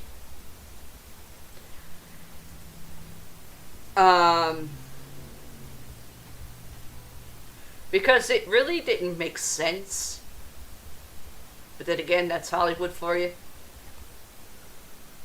I mean, it made sense in a way, but in a way it didn't make sense. And I'm talking about the ending of it. That's why that's a 2.5. Next, 1997. I Know What You Did Last Summer. That's based on an urban legend. Stupidest movie ever. Okay. Who are the two females that were, might as well say, kind of killed off? One, she did Buffy. And I'm talking the TV series. Sarah Michelle Gellar? She was in that film. She was actually one of the first to die in it. She died in an alleyway. Spoiler alert. The next one, she did The Whisperer. Never seen it. Okay, that was a TV show. Of a psychic.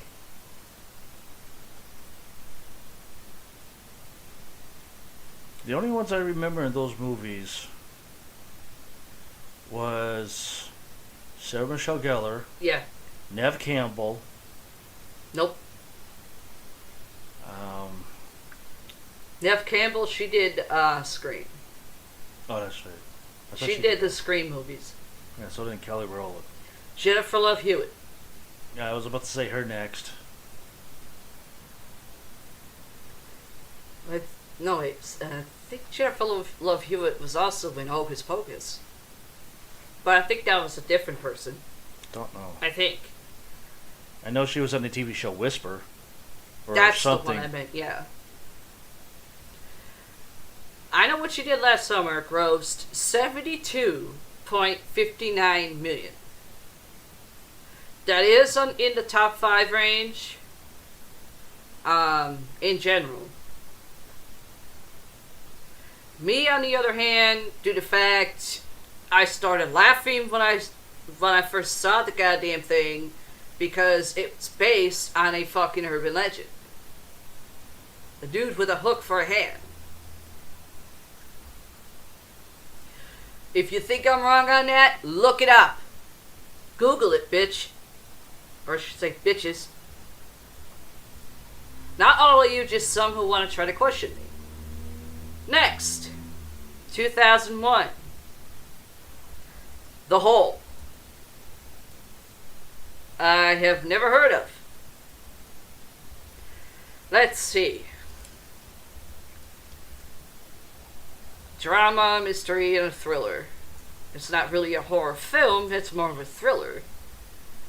4 teenagers at a British private school, well, there it goes to hell, secretly uncover and explore the depths of a sealed underground hole created decades ago as a possible bomb shelter.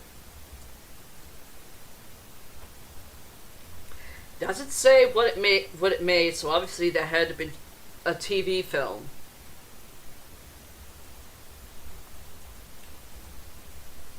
And just by reading it, don't sound that great. Okay, next, 2005. The Skeleton Key. I think I did see that on, I did see that on Netflix. It was okay, I guess.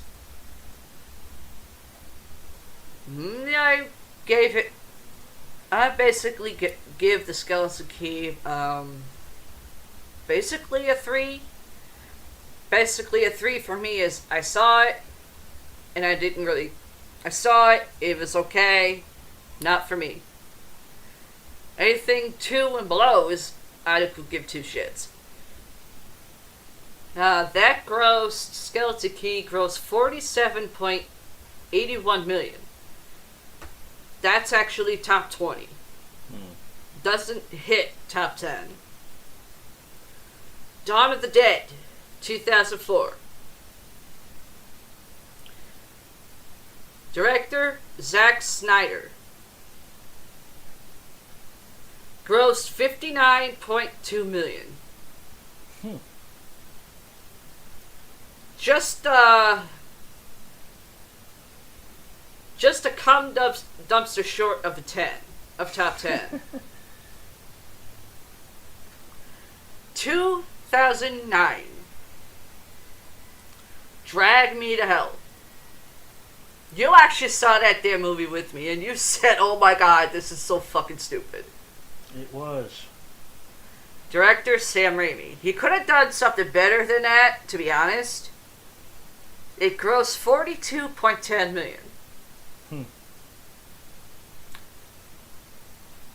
That's a top 20, but not anywhere near where it gains recognition.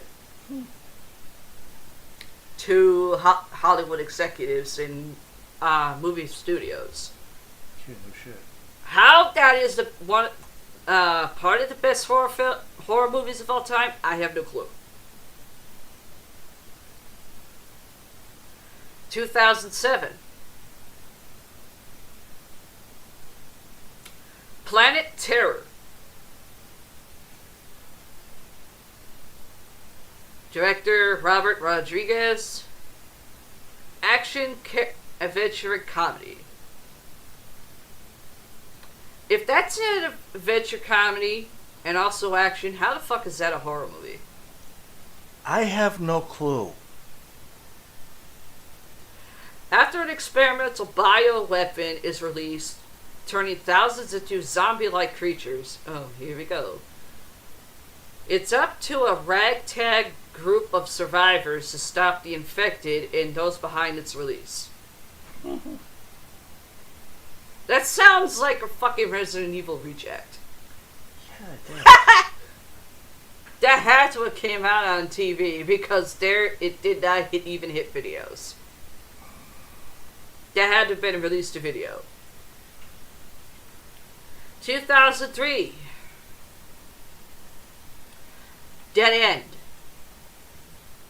It says 1. Okay, so there has to be more than that one. I don't recognize anybody in it, but Christmas Eve, on his way to his in-laws with his family, Frank Harrington decides to take a shortcut.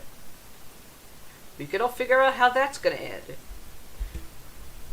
For the first time in 20 years, it turns out to be the biggest mistake. Shocking. That had to have been direct to video. Never came to theaters. Just by how the plot of this thing, not even worth my time. 2010, you saw this with me. Insidious. We gave it to your cousin Art because we didn't care for it after watching it. Director James Wan. This movie grossed $54.1 million. My experience, it's a top 10. It's close to a top 10, but not where it's but not where it's considered for an award of any kind. 2007, due to the fact this was actually based on true events, Paranormal Activity. We both saw it. What? Stupid! Grossed $107.92 million. Don't know how. I don't either, but this obviously made a fucking top 5. Because even Dave Schrader said that movie looked fucking the way it was. It was something that was actually needed back then. 2010, 2. PA2, Paranormal Activity 2. Yes, I know. 2010. The same female who became possessed in the first one, in the second one. And I think she was in practically every single one of them. Except for, I think, maybe the dark ones, but I don't know. The Hitcher, 2007. I heard of that one. I actually saw it on TV, but not TV. Netflix. That has to be a fucking remake. Because there was one that came out in the 90s called The Hitcher.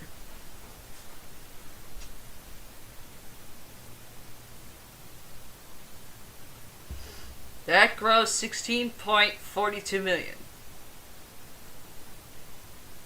Snail's Fart to not even a 20. I was right. 2007 was the remake of the main one, 1986. I was wrong on the year. That one was actually pretty good. I did actually see that on TV. Grossed $5.84 million. True crime, in a way of saying true crime way, that's actually a 7 for a top 10. 1983, Psycho 2.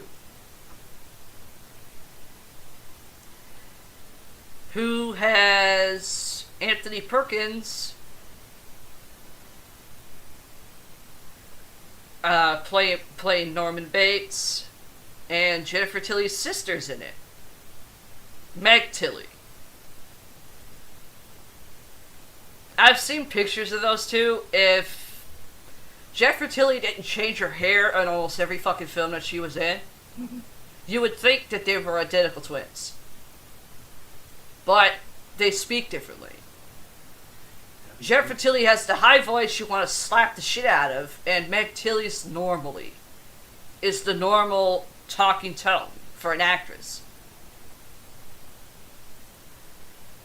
Psycho 2 grossed $34.75 million.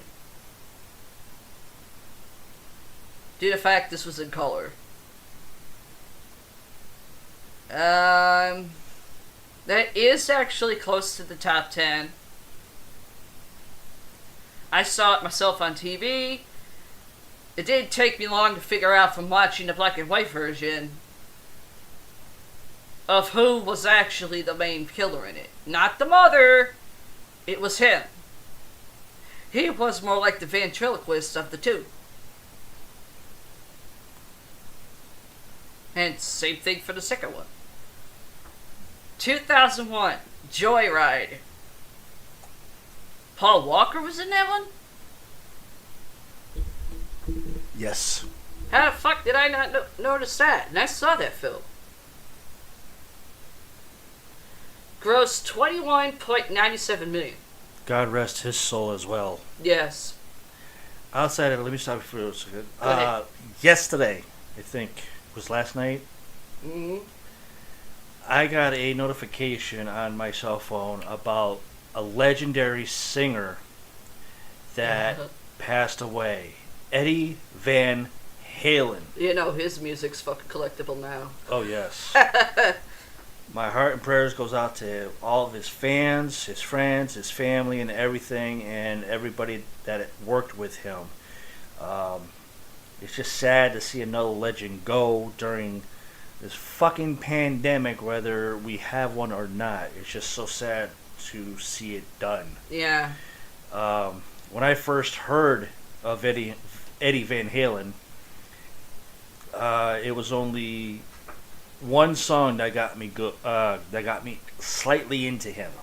Jump. And that was Jump. The only one I really, really, truly loved. So it's sad that he's gone.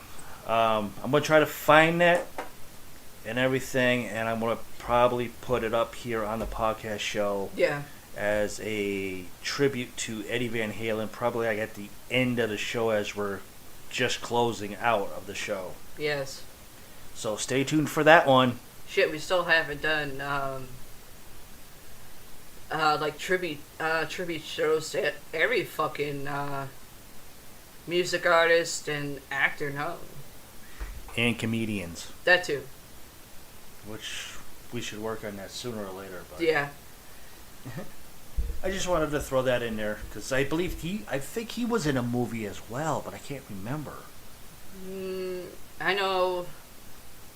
Let me see something. I know David Bowie did. Oh yeah. Did. I know he was in, I think, a couple of films. Yeah. And he did write the excerpt in Breakfast Club. In the opening of the movie. Still one of the best movies of freaking comedy dramas to me. Oh, yeah. Anything that's fucking original and fucking 80s, it's fucking good for me. Okay. Next few we'll do, then we gotta probably cut for dinner. Next movie we got The Innocents. 1961, obviously never heard of it. Not rated. Grossed $2.62 million. Okay, that's in top 5 level. Actually more like top 10. and doesn't look all that interesting. A young governess for 2 children becomes convinced that the house and grounds are haunted. Yeah, that's a snooze fest for me. No thanks. 2000! We go to Final fucking Destination. That came out with different fucking numbers of it. Director James Wong. Grossed $53.33 million. That's actually the top 5. Horror films, that's top 10, top 5-ish. I did see it. The story and shit was actually pretty cool. It's just the way the actors portrayed what the fuck was going on was actually dumb. And we got 2003, Destination 2. The director was David R. Ellis. And Tony Todd was in that one? That's a shocker. I didn't know Tony Todd was in that one. If you don't know who Tony Todd is, he did the original Candyman. And I cannot believe they remade that film. Next, we got 2010, Saw, the final chapter. I highly doubt that one. Grossed $45.71 million. I didn't bother seeing that film. I saw the first one. I said, okay, that's enough. I'm not seeing any other ones. Fucking same exact bullshit. Just different. Yeah. 2005, Saw 2. Didn't bother with it. $87.4 million. Horror movie terms, that's top 10. 2005. The remake version of the Amityville Horror. That grossed $65.23 million. That's top 5. In fact, that's actually at a 4. If you're talking horror film, if you're talking movie studio numbers. See, people, I told you I know my fucking movies. And we go to the 1979, the original Amityville Horror. That grossed $86.43 million. At the time, that was a snail fart and a snail fuck short of beaten Jaws. That's a new way of putting it. What? So that's a new way of putting it. 1963. The Birds. Now you've heard of The Birds. And I mentioned the director who did Psycho. Hitchcock.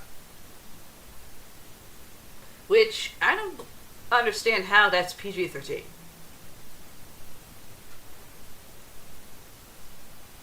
That grossed $11.40 million. So that's actually, back in 63, that's top 10. Because if I'm not mistaken, I actually learned that in my film class, which LaForge did in my college that he did, because he was doing part-time stuff for that.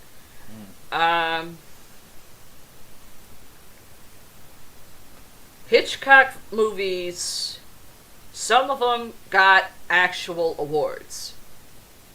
Basically, Oscars back then. So, $11.40 million, that's the top 10, and I believe they got Best Screenplay. Huh? Not 100% sure on that. I don't know, but that's what LaForge said. He taught my class. 1999. Stir of Echoes. Why? I think I did see that one in high school because I did do film class for the entire fucking year. Because I did 2 years for film in high school just to fucking graduate, including the paranormal classes I did. After being hypnotized by his sister-in-law, a man begins seeing haunting visions of a girl's ghost, and a mystery begins to unfold around it. And they have Kevin Bacon in it. I forgot he was in 2 horror films. I forgot he was in that one, but I knew he did shit. I don't remember that movie. No, he did one horror film, I believe, either before or after this one, where he basically was in a different version, like an up-to-date version of The Invisible Man, where he was the one that got invisible. I just can't remember the goddamn name of it. I want to say Spooky Hollows. No. That was a fucking Johnny Depp in Spooky Hollow. I can't remember the fucking name of that movie. But Stir of Echoes grossed $21.13 million. Man. Top 20, but not enough to get recognition. And what the hell was that? That was a notification coming Oh. in. Sorry about that. There's nothing I can do about It's all shutting right. it off. Take a drink. Let's see. Kevin. And of course, this is actually one of my brother's favorite films. And I can't understand why. Okay, hang on. What year was that? 1978. Halloween. Director John Carpenter. And here's this test. Here's another quiz. What female actually starred in it for Halloween? When did that movie come out? 1978. And Kevin Bacon was in it? Huh? Kevin Bacon was in it? No. Halloween's a different film I'm talking about. No, I'm talking about the one with Kevin Bacon. Oh. Because I told you to hold on to that. Huh? I told you to hold on because I wanted to check his thing. Oh, sorry, I didn't hear you. Because you just read it. Stir of Echoes? What year did that come out? That came out in 1999. 1999. Okay, hang on. Let me see if I can find it. 1999, 1999. Oh. Never mind. I remember. Hollow Man. Hollow Man was a up-to-date version of Invisible Man that Kevin Bacon starred in too. That's kind of funny because on his thing for accolades, Yeah. it's not on here. What? I'm looking right at his thing. It's not even on here. It doesn't have Hollow Man in it? No. Wow. He must have gotten discredited or something. No, because the way this thing is made is it's weird. It starts like from year 95 to 2003, Awards Circuit Community Awards Okay. for Apollo 13 is the title, Uh-huh. and Mystic River. He was nominated for both of those. Yeah. 2001 Blockbuster Entertainment Awards. Okay. Favorite actor, science fiction, Hollow Man. Okay. That was in 2001. That was 2001? Okay. Yeah, for Hollow Man. 1984 Bravo OTTO Awards, Best Actor in Footloose. Yeah. Nominated. Yeah. Never won it. Really? Yeah. He's only won for Hollow Man, Mystic River, Okay. Murder in the First, The Woodsman, Uh-huh. Digging to China, as they say to my little furball, Taking Chance, The Following, Apollo 13, Uh-huh. Taking Chance again, Yeah. and that's what he won. Everything else was nominated, which is a couple of them kind of caught my eye on this, and I don't even remember seeing this. Uh-huh. Well, Footloose, you know. Yeah, I know that. I'm surprised he never got fucking won that. I know. Oh, he did it. Wait a minute, what? Because I could have sworn he won a fucking Oscar for it. No, he got nominated for it. Okay. But this one here is confusing me. From Scream Awards in 2011 Yeah. for Best Villain, he was in X-Men First Class. I've seen that. I don't remember him being in it. He might have had a small role, but, well, one thing we both know about special effects makeup, they use, with X-Men, they use, like, a lot of freaking prosthetics that you don't even fucking know. Oh, I know that. I'm just saying I didn't see his name in the credits. He probably got discredited. But he was nominated for that one. And I was like, what the hell? Okay, finish with these last couple and we're done for the night. Now, okay, Halloween 1978. That's the original. I was 1 year old back then. Huh? I was 1 year old. Jamie Lee Curtis first started it in the original. That grossed $47 million. Not bad. You're at fucking top 5 on that. If you're talking in the 70 version, talking 70s. That's surprising. I would figure it would be in the top 10. Huh? I figured it would be in the top 10. Well, yeah. Top 10. It's between top 10 and top 5.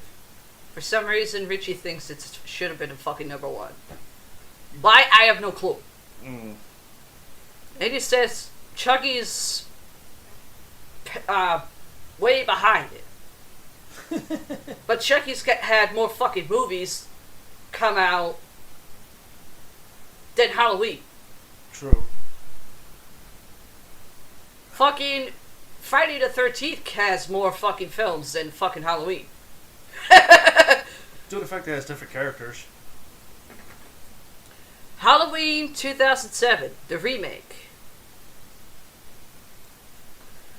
And the director, you have his music.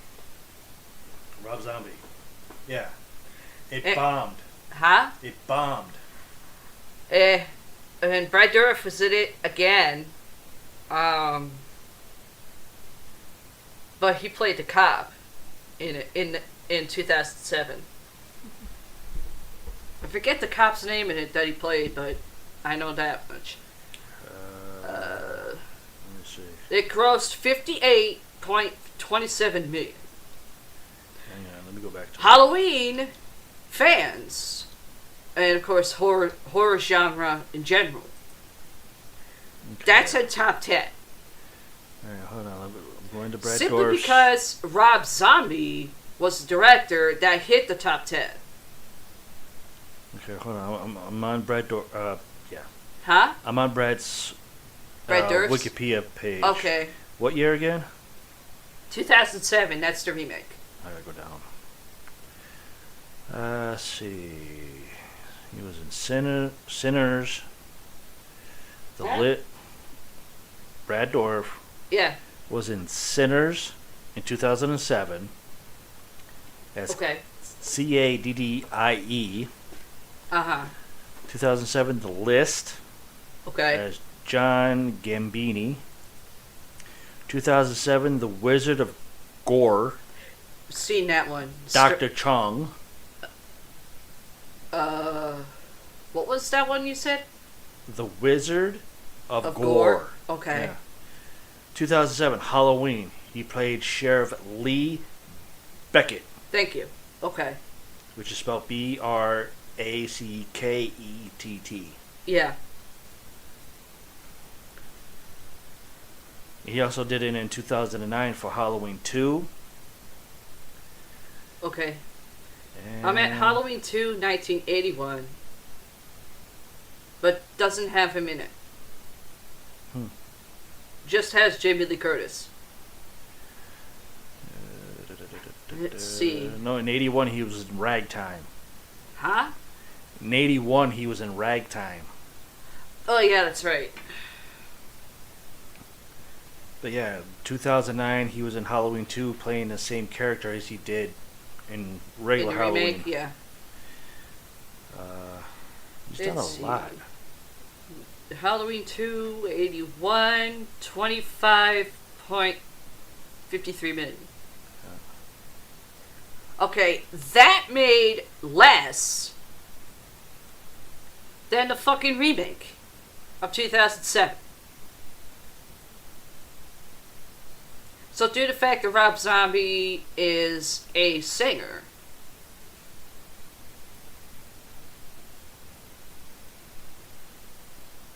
he did get the top 10 in horror genre. I don't know how. I don't either. I mean, his music's good, but fucking leave the horror films to someone who knows what to fucking do with it. Yeah. But 25.53 for Halloween 2. Back in 81, that's at a top 10. Mm-hmm. Halloween H2O, 20 years later, 1998. 55.4 million. Okay, so we got H2O. Are you kidding me? To the remake of Halloween of 2007. 58.27 million for the remake of 07. And H2O in 98 what is 55.4 million. That made it top 10 at a fucking 7. Close to 6. So that's basically in the same wheelhouse as the remake. Well, according to this, he's only done, what's it, 1, 2, 3, 4, 5, 6, 7, 8, 9, 10, 11, 12, 13, 14 films. Yeah. Which is in 2003, Houses of a Thousand Corpses. But that was good. He was the director, the writer, and the actor. Yeah. He was not a producer. Yeah. 2005, The Devil's Reject. That was actually good. Director, writer, producer, not an actor. He wasn't in the Rejects? No, But why the fuck did the guy look just like him then? I don't know. 2006, Slither. He was not the director. He was not a writer. He wasn't a producer, but he was an actor in it. He played Dr. Carl in that one. Okay. 2007, like we mentioned, Halloween. Yeah. He was the director, the writer, producer, not an actor, but he was also the music supervisor. Shocking. For a side note, Werewolf Women of the SS. Director, writer, producer, not an actor.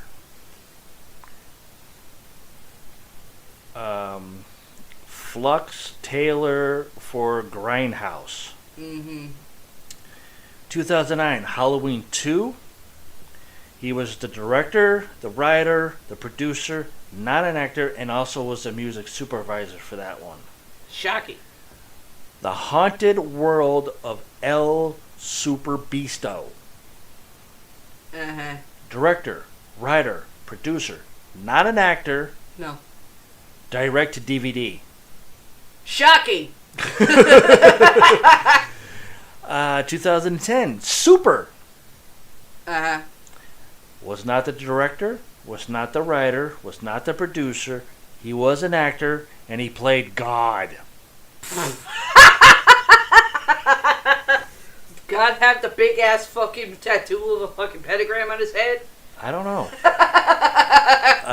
2012, The Lords of Salem. Director, writer, producer, not an actor. There's no notes. Snore. I seen it on Netflix. That was a fucking snore, and his wife is in it. Shocking. 2014, The Zombie Horror Picture Show. Zombie horror? Yeah. Okay, I was going to say. I thought you said Rocky horror. What? No, zombie. Okay. Kind of like a rejected version of for the original true horror one. Yeah. He was a director, not the writer, not the producer. He was the actor. He performed the concert film. Uh-huh. Also in 2014, Guardians of the Galaxy. Not a director, not a writer, not a producer, but he was an actor. Voice cameo, Ravager Navigator. What was that, the Fox? I don't know. They didn't... Okay, that's weird, because Dave Bautista's in that film. Yeah, and I know. He didn't even mention Rob Zombie in it. I know. 2016, 31. Okay. You and I both remember that coming out. Yeah. Because that was before I caught my tumor. Yeah. Director, writer, producer, not an actor, also the co-composer of Galaxy, 31. the Galactic, or Mhm. yeah, the 31. Guardians of the Galaxy Volume 2. Not a director, not a writer, not a producer, actor, unseen Ravager. Shocking. That was a cut. Then he got cut out of that. I don't know. 2019, 3 from Hell. We never saw that one. But we heard it and we saw it on Facebook being posted like crazy. Yeah.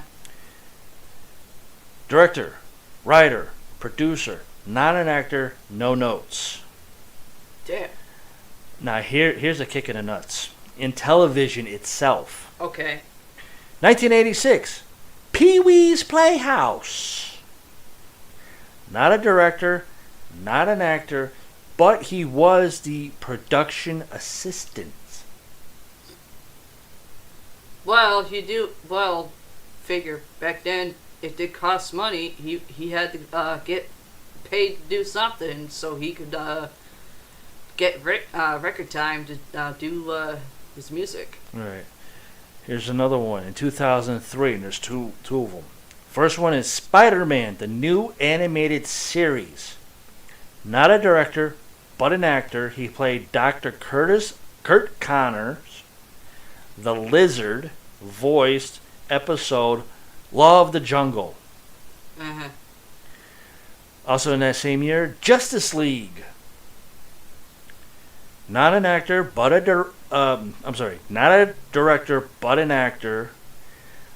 He voiced over in the episode The Terror Beyond Part 2 as LCHTHULTU. I don't even know that one. That was weird. 2010, CS Miami. Director, not an actor, and it was the episode LA. Okay. 2012, Tom Papa, live in New York City. Uh-huh. Director, not an actor, stand-up special. Okay.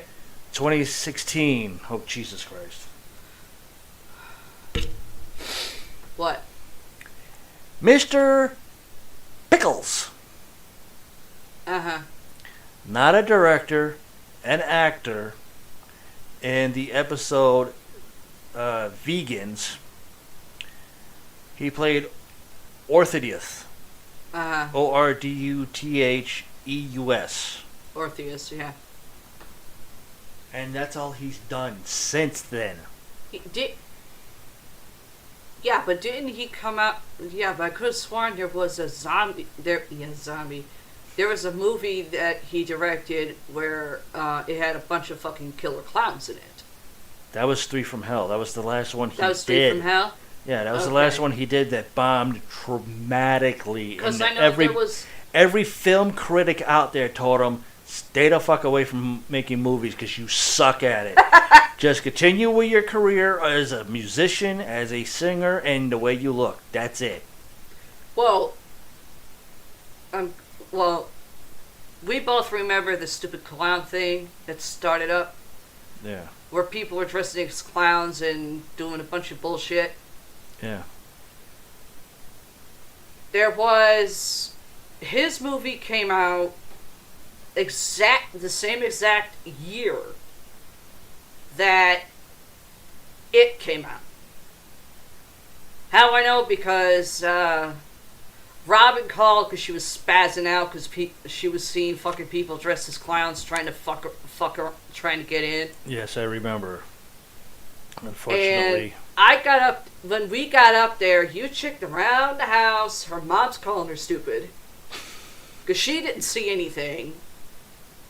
I walked inside, I'm thinking, I went,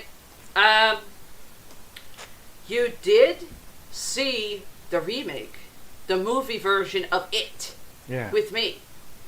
You're probably freaking yourself out. You have a phobia of clowns. Yeah. You're She's freaking got yourself clonophobia. out. She's like, no, because even Sadie and Jaden saw it. Sadie was with us at the fucking movie theater. Yeah. No, that was the next day after you guys saw that movie. Yeah, I know. Because I remember that one, unfortunately. And she's, I went to Sadie, because you're talking to Mom. Laughing because Robin's freaking out over nothing. I'm talking to Sadie upstairs, downstairs actually. And she's like, I go, okay, this is what I'm going to do. Did they try to get in the front door, or did they just knock on the window to fuck with you and your mother due to the fact that she has a phobia of clowns? She goes, no, they actually tried getting the door open. And Mimi didn't hear it. She goes, no, because Mimi was sleeping. When Mimi sleeps, she's... a fucking bomb would go off and she wouldn't wake up from it. But, oh yeah, that is true. She does sleep like a rock. And, I waited, because I was in the dining room. And you called the non-emergency number to see if there was any of those sightings in our area. And they said, yeah, we have gotten reports on them. Of course, Paramike didn't know I was eavesdropping. And I got this fucking shit-eating grin on my face. And I asked Sadie, I go, hey Sadie, you got any overalls? She's like, yeah, why? Watch. Assholes that want to go around posing as fucking clowns to try to fuck with people have a fear of something else.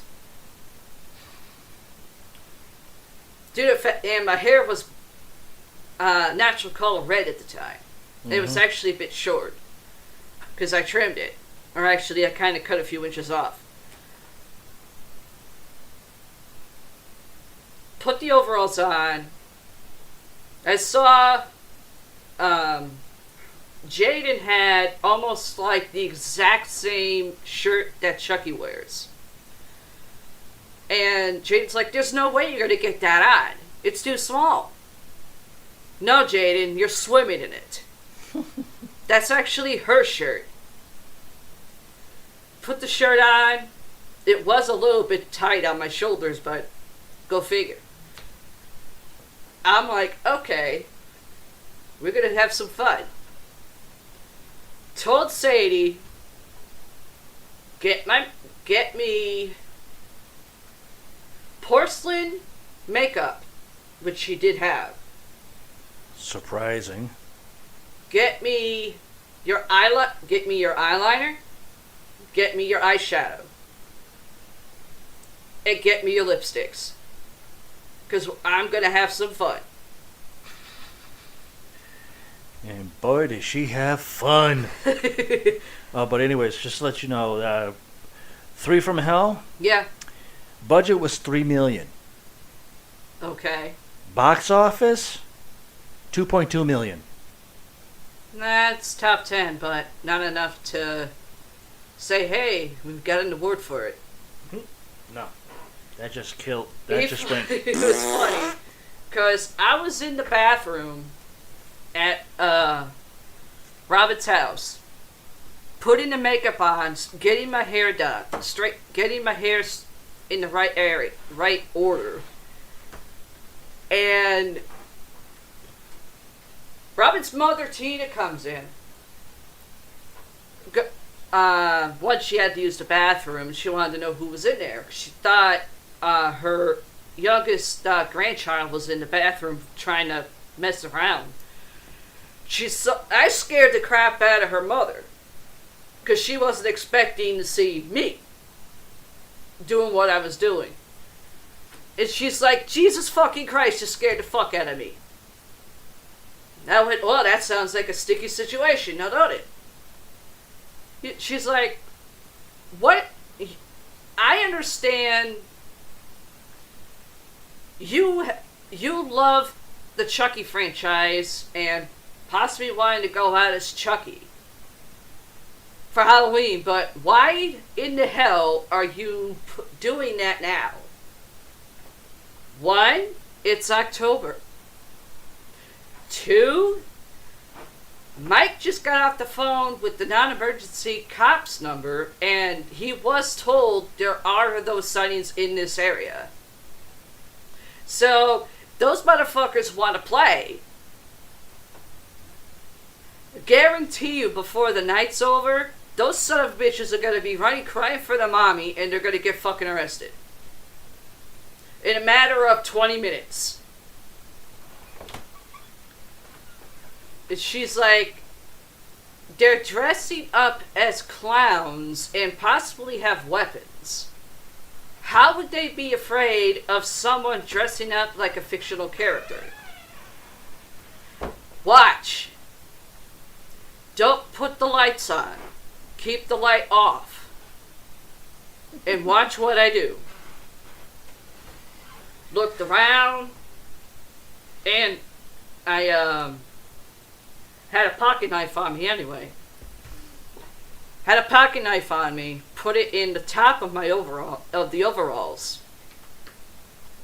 Put red lipstick stuff on the overalls to make it look like there's blood on it. And of course, blood on my lips, like I bit somebody. Yeah, the overall blood part did not come out too well. No, it didn't. Not at all. But they all were fucking laughing by the time I got done. I sat on the porch by myself. Of course, I had Tina, Rob's mother, make me a thing of cigarettes, and my white ass, which is now painted to look like it's plastic, is sitting on this porch, no light whatsoever. And I want to see who's going to come around dressed up as a clown to get froggy. She made me seem like a pack of cigarettes by the time these fucking daffodils showed up. I was about 4 left. They didn't even see me. Because I made sure the chair was all the way at the other end of her porch. Sitting there. Had a cigarette lit. Heard one of them say something. And they were actually trying to get into the front door. Right when I saw a cop car slow to a stop to see what was going on. I got up, slowly walked and I made a finger motion for Paramite to turn the porch light on. The porch light came on, that freaked them out a little bit, but then one of them saw me. But they only saw my face. And they were about 6 guys.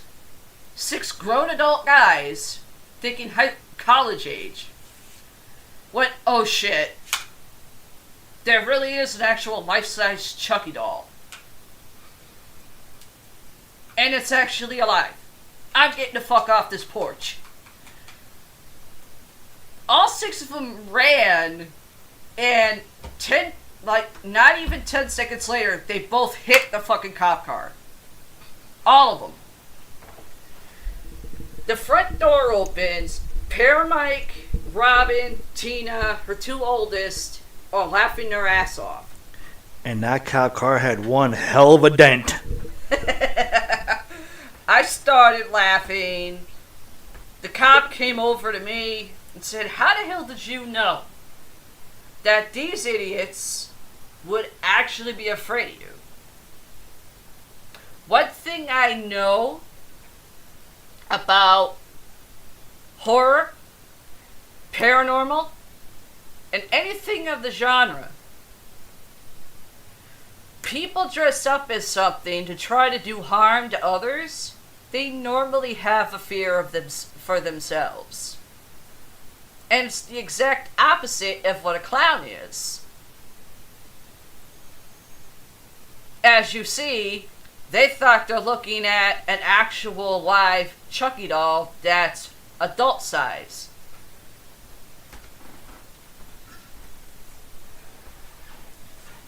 And the way I see it, that girl has well, at the time, what was she, 2? Something like that. I go, she has a very young toddler. So if they want to try to get inside that house, due to the fact I actually have a real knife, it's going to be embedded into their fucking skulls. Try to arrest me for that. Because that's actually defending someone's house. And cop said, you know what? You did my job for me. Due to the fact I got 3 in the back of my car and it called another unit to get the other 3. And it took the mechanic at the police department 17 days to get the dent out of the car. With a rubber mallet and a hammer. And yes, Paramike did record the entire thing, but unfortunately, he somehow lost it. No, the old phone crapped. Oh, yeah. I couldn't recover it. Well, you were recording it on the camcorder, but somehow you lost the entire thing. No, I didn't have the camcorder. I had my cell phone. Oh. And it crapped on me. Anyways. That's why we almost went like a whole year without me having a phone. Oh, yeah. Until I got my new one. Okay, everybody. That's for the show tonight. I've been trying to do some research on urban legends, and due to the fact we are in my favorite time of the year, when I'm done with these horror films that I'm reading off to you guys, we are going to be talking about urban legends. And I'm not talking the damn movies. I'm talking actual urban legends. The real shit. Some urban legends may be myths. Some of them could have been hoaxes. Or said by parents to their kids to keep them in line. If any of you guys have those types of urban legends that I'm referring to, send me an email at my personal email, LoriLynch31 at outlook.com, which Paramike will also have it in the description of this podcast when he puts it up. Yep. And he's even on our website as well. everythingparanormal.gear.host/ep.html. Just scroll all the way down to the bottom right hand side, and you'll see certain emails that are there.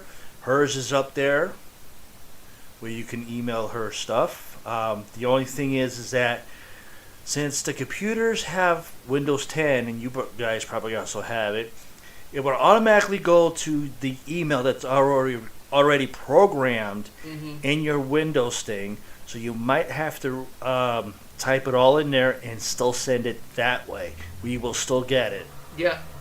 I've tested it, and I've already done that. Plus, there's also an email for the dark news stories if you have it. Or if you just have regular stories that are paranormal you want to share with us, to share with everybody else, for us to read it here, you could just email it at the direct email address that's on there.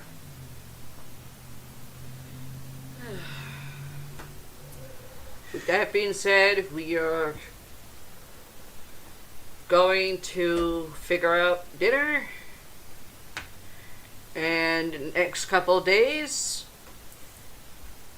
we'll do it again. I'm Para-Lor.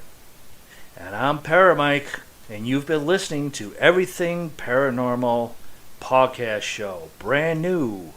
And we will continue this for the rest of this year, 2020, into 2021.